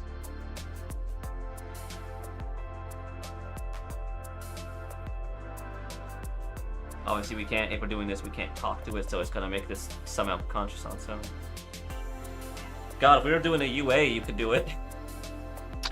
Well, you can communicate with it telepathically, can't you? Within a mile.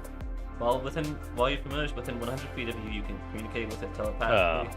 And actually, you can see through your eyes, so you can see through it all the time. You cannot communicate. Communicate to. Well, you can't move on because wait, it has to be a range of touch. What about any of the invocations that improve Pact to the Chain, do any of those give us something to work with? As long as you're... So there's this, Voice of the Chain Voice, Master, the lets you speak through it, I think. and you can also see through it at any time ever. Without blinding yourself, essentially. And dip, into movement, to move this. Nope, I bet nope, she's not missing that Back to the owl blade. now. nope.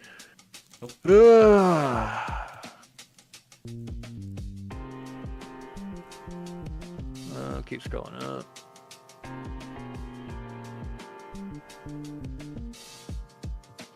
Back to the blade. Back to the chain. Is that actually... Flying speed, attack action. No, not really. Nothing else That there. doesn't help. Hey, if you do grasp it already, you can pull them up and like make them take a d6 of fall damage. Fall damage. Whenever you regain hit points while your fingers under your unit. Yeah, that's fucking... Thanks. I don't think any of these specifically help in this situation, sadly. That is a darn shame. But regardless... What? Chains of Carcerai? Why do you need to be tracked to the chain to do Chains of Carcerai? It has nothing to do with your familiar. Because it has the words chains in it. It has the words chains in it. I don't think there's anything else here, really. I like being able to do this, though. You just do levitate, just go, whee, go up. No, you do levitate, and then you get the you do levitate, you just go straight up, and then you just get the one that pushes things away from you as you're going up. You're just like playing keep away. But yeah, I suppose if we're doing a spell sniper and trying to maximize that, I'd say going. You can still, you can still use that one to be able to see through it, and I would just go like we're doing here, pack to the chain, have your familiar use the help action to give you advantage on hitting one guy. Obviously do elven accuracy. That way you're just fucking advantaging. You get the fly spell as a warlock, can't you? I'm not sure. I'm pretty sure you probably can. Sure can. Yep. So just slap a fly on yourself if you want to go airborne mode. And You're not then your concentrating party on is going to anything, hit you. and nothing's gonna hit you. You spent your team hates you as you just are 600 feet or 300 feet away at the top of the map and just. No, 600 was correct. Oh, 600. Yeah, you're 600 feet away from you at the top of the map, going, "I'm going to cast Eldritch Blast on these guys," and your DM is like, "All right." And go to just. No, what's going to happen is there's going to be like one fuck you bird that's going to fly over and just smack you, drop your It's concentration. gonna be the goose that flew into the freaking turbine of the plane that landed on the Hudson. Yeah, That's what and it's gonna be. your party is just going to wait like a full minute and then like, ah! Go to warlock spells. Just go to the warlock spell list, because I'm pretty sure you can sort by spells that require and do show advanced filters, and attack type is ranged, and then hit filter, and this will show us all the warlock spells that require an attack roll, because all of these would get their range doubled by spell sniper. So there's other stuff potentially.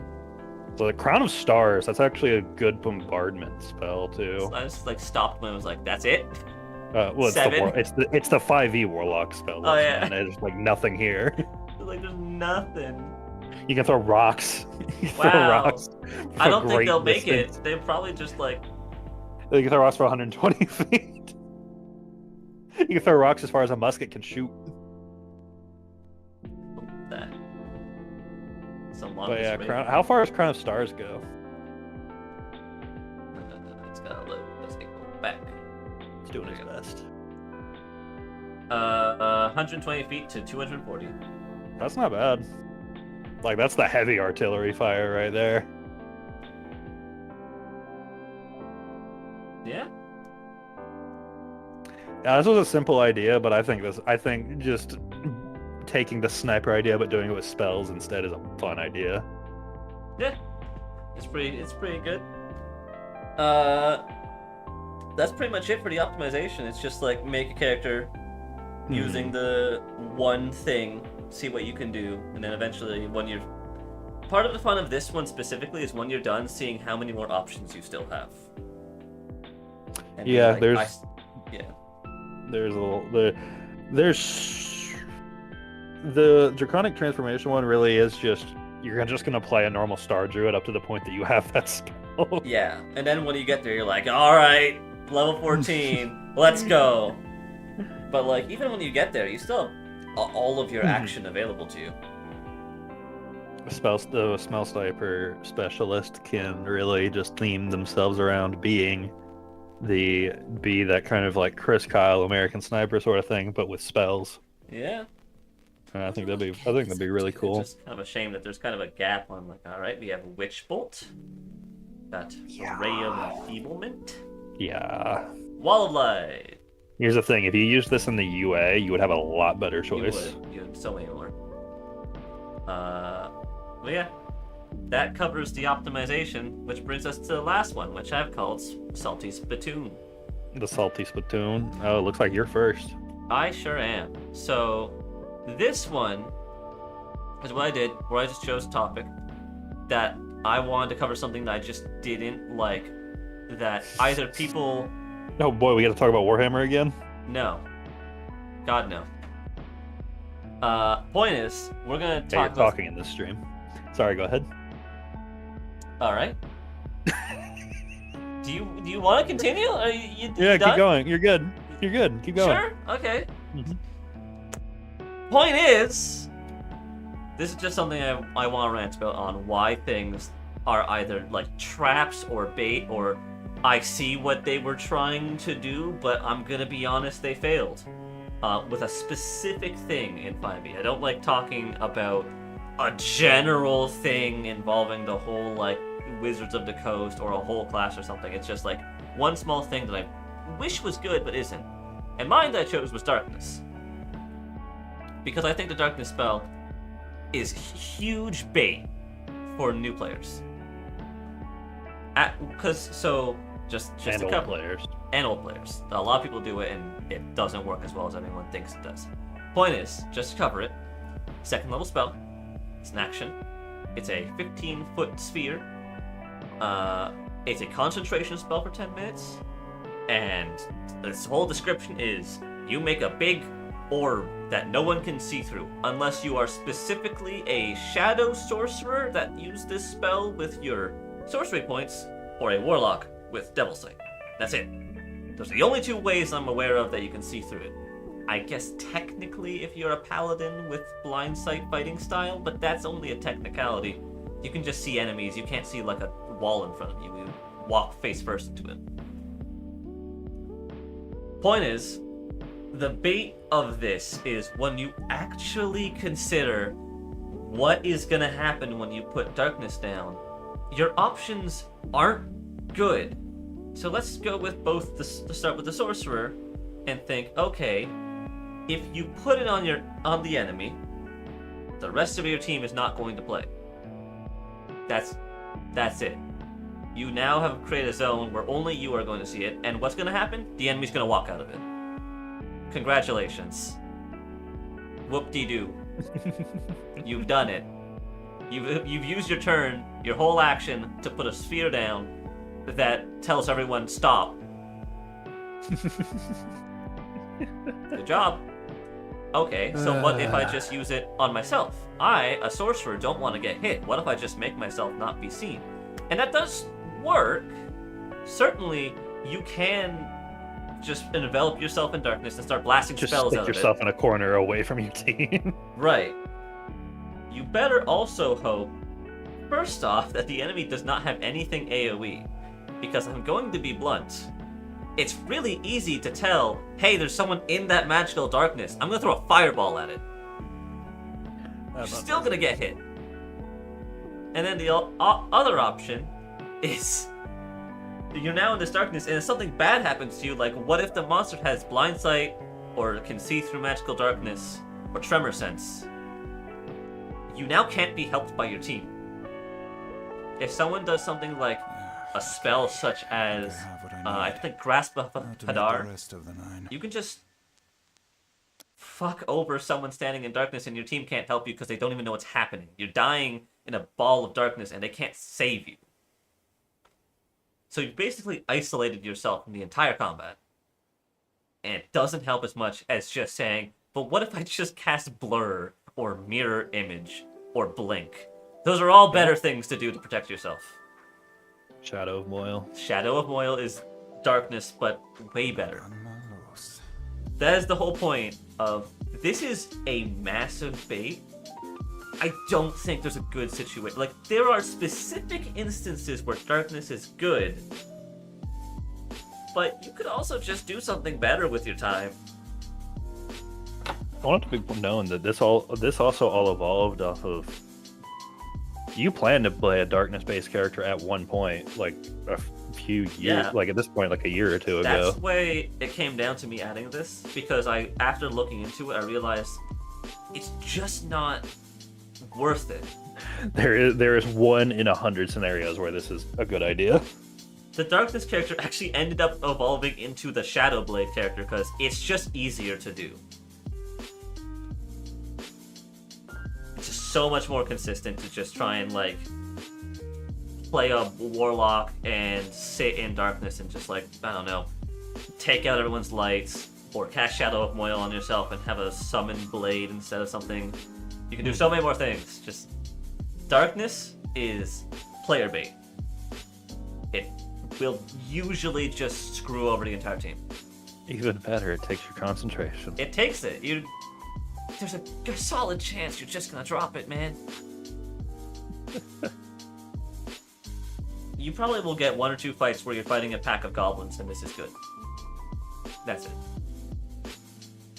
That's all I had to say about this. The other time This I did takes this, yeah. Doesn't this tick the same box that the rogue does for you in terms of like it encourages solo play essentially? Exactly, and I hate that. It encourages playing by yourself in a team-based game. And I understand that there are features and classes that are like, you do one thing to yourself, but that's fine if that one thing helps you with your team, like a fighter using Action Surge Or is at just the gonna very stab more. minimum, or at the very minimum, isn't a detriment to your team. Right. Because at the end of the day, helping kill the enemy is always good, but this doesn't help kill the enemy. This just isolates you. Yeah, the last time I did this, it went on longer with Flameblade, where I pulled out all sorts of examples, but that's because Flameblade had way more attempts to make it good. Darkness has like 2 attempts to make it good, and they both failed. Sean. Oh, darkness. You Darkness. suck. It's like, oh, magical darkness. Now things with dark vision can't see me. It's like, neat. All right, the devil over there can see you still. If you want things about dark vision to not see you, and you want to not fuck over your teammates, just play a Gloomstalker Ranger, invisible to everything that uses dark vision. You're good. Save up to get greater invisibility. I've been using it in Curse of Strahd with Esmeralda. It is a fantastic spell. I guess 4th level, but it is solid. It's very, very strong. So yeah, yours is... That's deemed a 4th level spell, yet Draconic Transformation is deemed a 7th level spell. Yeah. But yours is the Poisoner. It's a feat. Have you looked at this before? Not specifically. Let me also pull up the reference image. Then I would love to. Then I would love for what we do to start this one is you just read it and just rattle off the problems you can come up with immediately. All right. Because I think that's fun. Considering I've seen Darkness a billion times, and you've definitely not seen this before. So, Poisoner. You can prepare and deliver deadly poison, granting you the following benefits. When you make a damage roll that deals poison damage, it ignores resistance to poison damage. Wow. You can That's apply poison to a weapon or a piece of ammunition as a bonus action instead of an action. I'm pretty sure it still requires a lot. It's like a vial of poison, I think. You gain proficiency with Poisoner's Kit if you don't already have it. with 1 hour of work using a poisoner's kit and expending 50 gold pieces worth of materials. That's a lot of money. You can create a number of doses of potent poison equal to your proficiency bonus. So like usually 3 or 4. Wow. Once applied to a weapon or piece of ammunition, the poison retains its potency for 1 minute or until you hit with a weapon or ammunition. When a creature takes damage from the coated weapon or ammunition, that creature must succeed on a DC 14 Constitution saving throw or take 2d8 poison damage and poison until the end of your next turn. See, I can see so many. Yeah, where do we even start? So it's 50 gold pieces. That's the same that a wizard pays to learn a first level spell. You know what does that, but better? I believe it's called, what is it, Alchemist Spray? It's the first level, like, lightning bolt, but with acid damage, where you, like, shoot it out, and it coats everyone in a line in acid, and they have to use their action to scrape it off or take damage. Yeah, it's like Caustic Brew or something like that. Tasha's Caustic Brew. Yeah. That one's good. So, let's just, I'll start from the top and go to the bottom, right? The one good thing this does is bypass poison resistance for you, which is good because poison resistance is incredibly common Very, very in common. monsters. So that, A plus for that part. And let's also remind us that this is trying to live out the fantasy of being the poison-based, having a poison-based skill set in combat, which is a very normal thing in not even just fantasy, in just any kind of combat-based anything.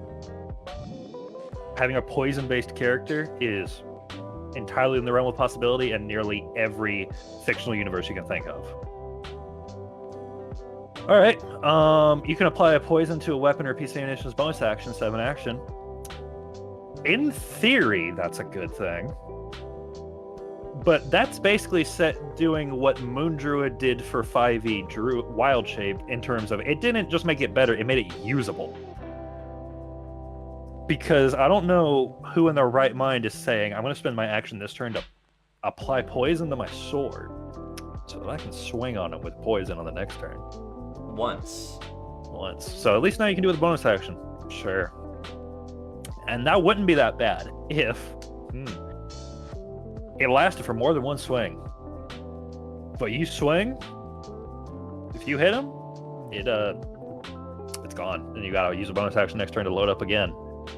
Mind you, if you are someone like a fighter or even a ranger, as a ranger, someone you would actually expect to be a poisoner. Having multiple attacks means that you're only going to get one of them to work with poisoner, because you only have one bonus action, but 2 attacks. So that's another problem. Third problem being Constitution saving throw. Not only Constitution saving throw, it's a DC that doesn't scale. And it's a low DC. A low, non-scaling Constitution DC basically means that past level 5, this will never work. Fourth thing. You can hit someone. Like, let's say that you said, all right, I know it's bad, but I'm dedicated. Kai, you said, I'm dedicated to playing this poison-type character, right? I really want to poison that guy over there. You really want to do it. You've spent that 50 gold pieces on that last short rest. You've made like 3 or 4 vials. You're like, all right, I'm ready to go. I can get 3 or 4 good poison. It's in. You take your bonus action. You load up your scimitar. You're a ranger. You go and get ready to stab him. You miss the first one. Darn. You hit the second one. Great. They save. But you hit them, so your poison's gone. Done.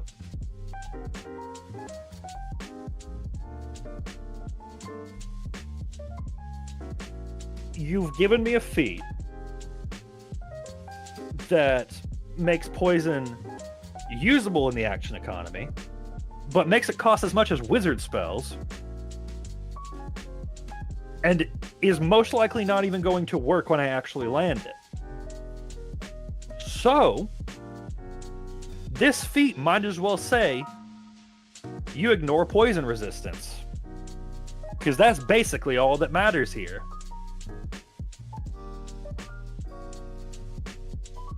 In a fantasy world, how many rogues, rangers, even druids, even some fighters, I'm sure, would love to dabble, even if it's not your entire kit. How many of them would love to dabble and say, ooh, I could get a vial of poison to make an arrow really strong? Or I want to build a rogue. I want to build an assassin that's entirely around poisoning people and taking them out of the fight. This is their answer. In what world was this play tested? Remember that animal fact? Snakes can only bite you once a day. Did you know, they can, if a snake bites you, that's it. Anybody They're can out of make poison. lights.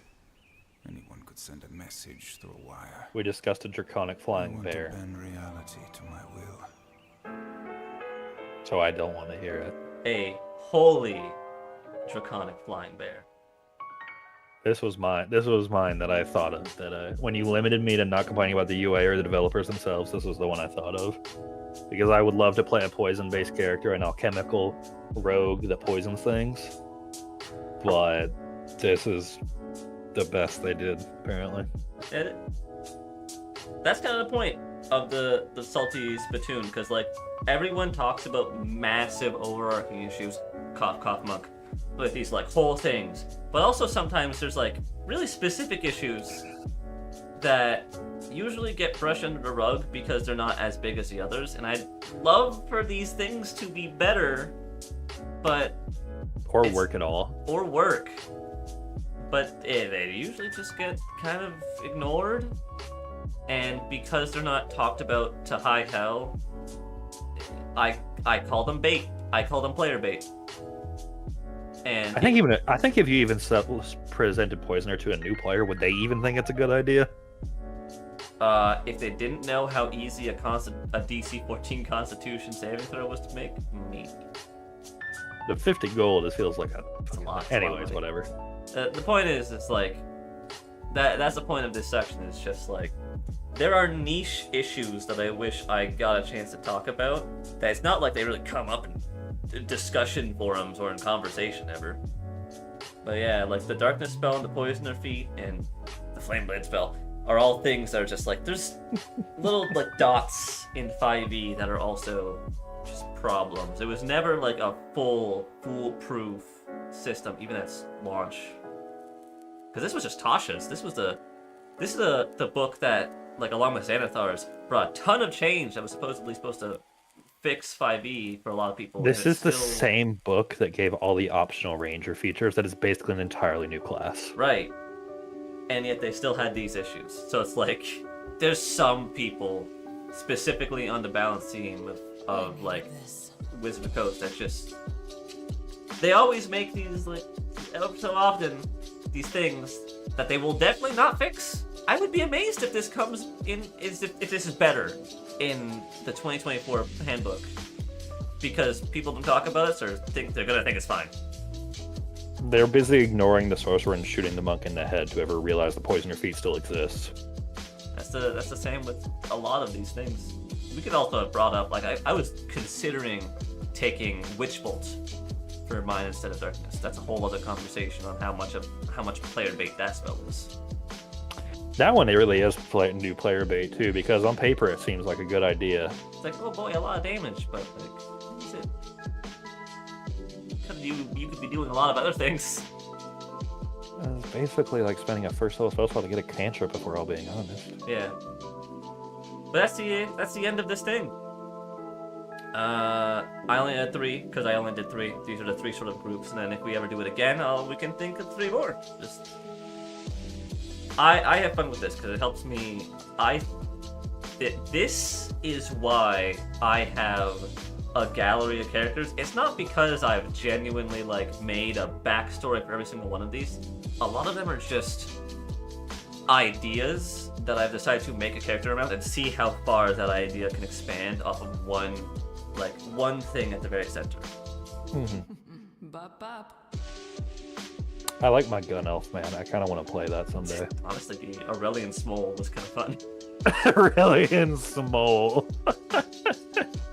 I didn't realize how much you could just like slowly become a Star Dragon more than just playing a Star Druid.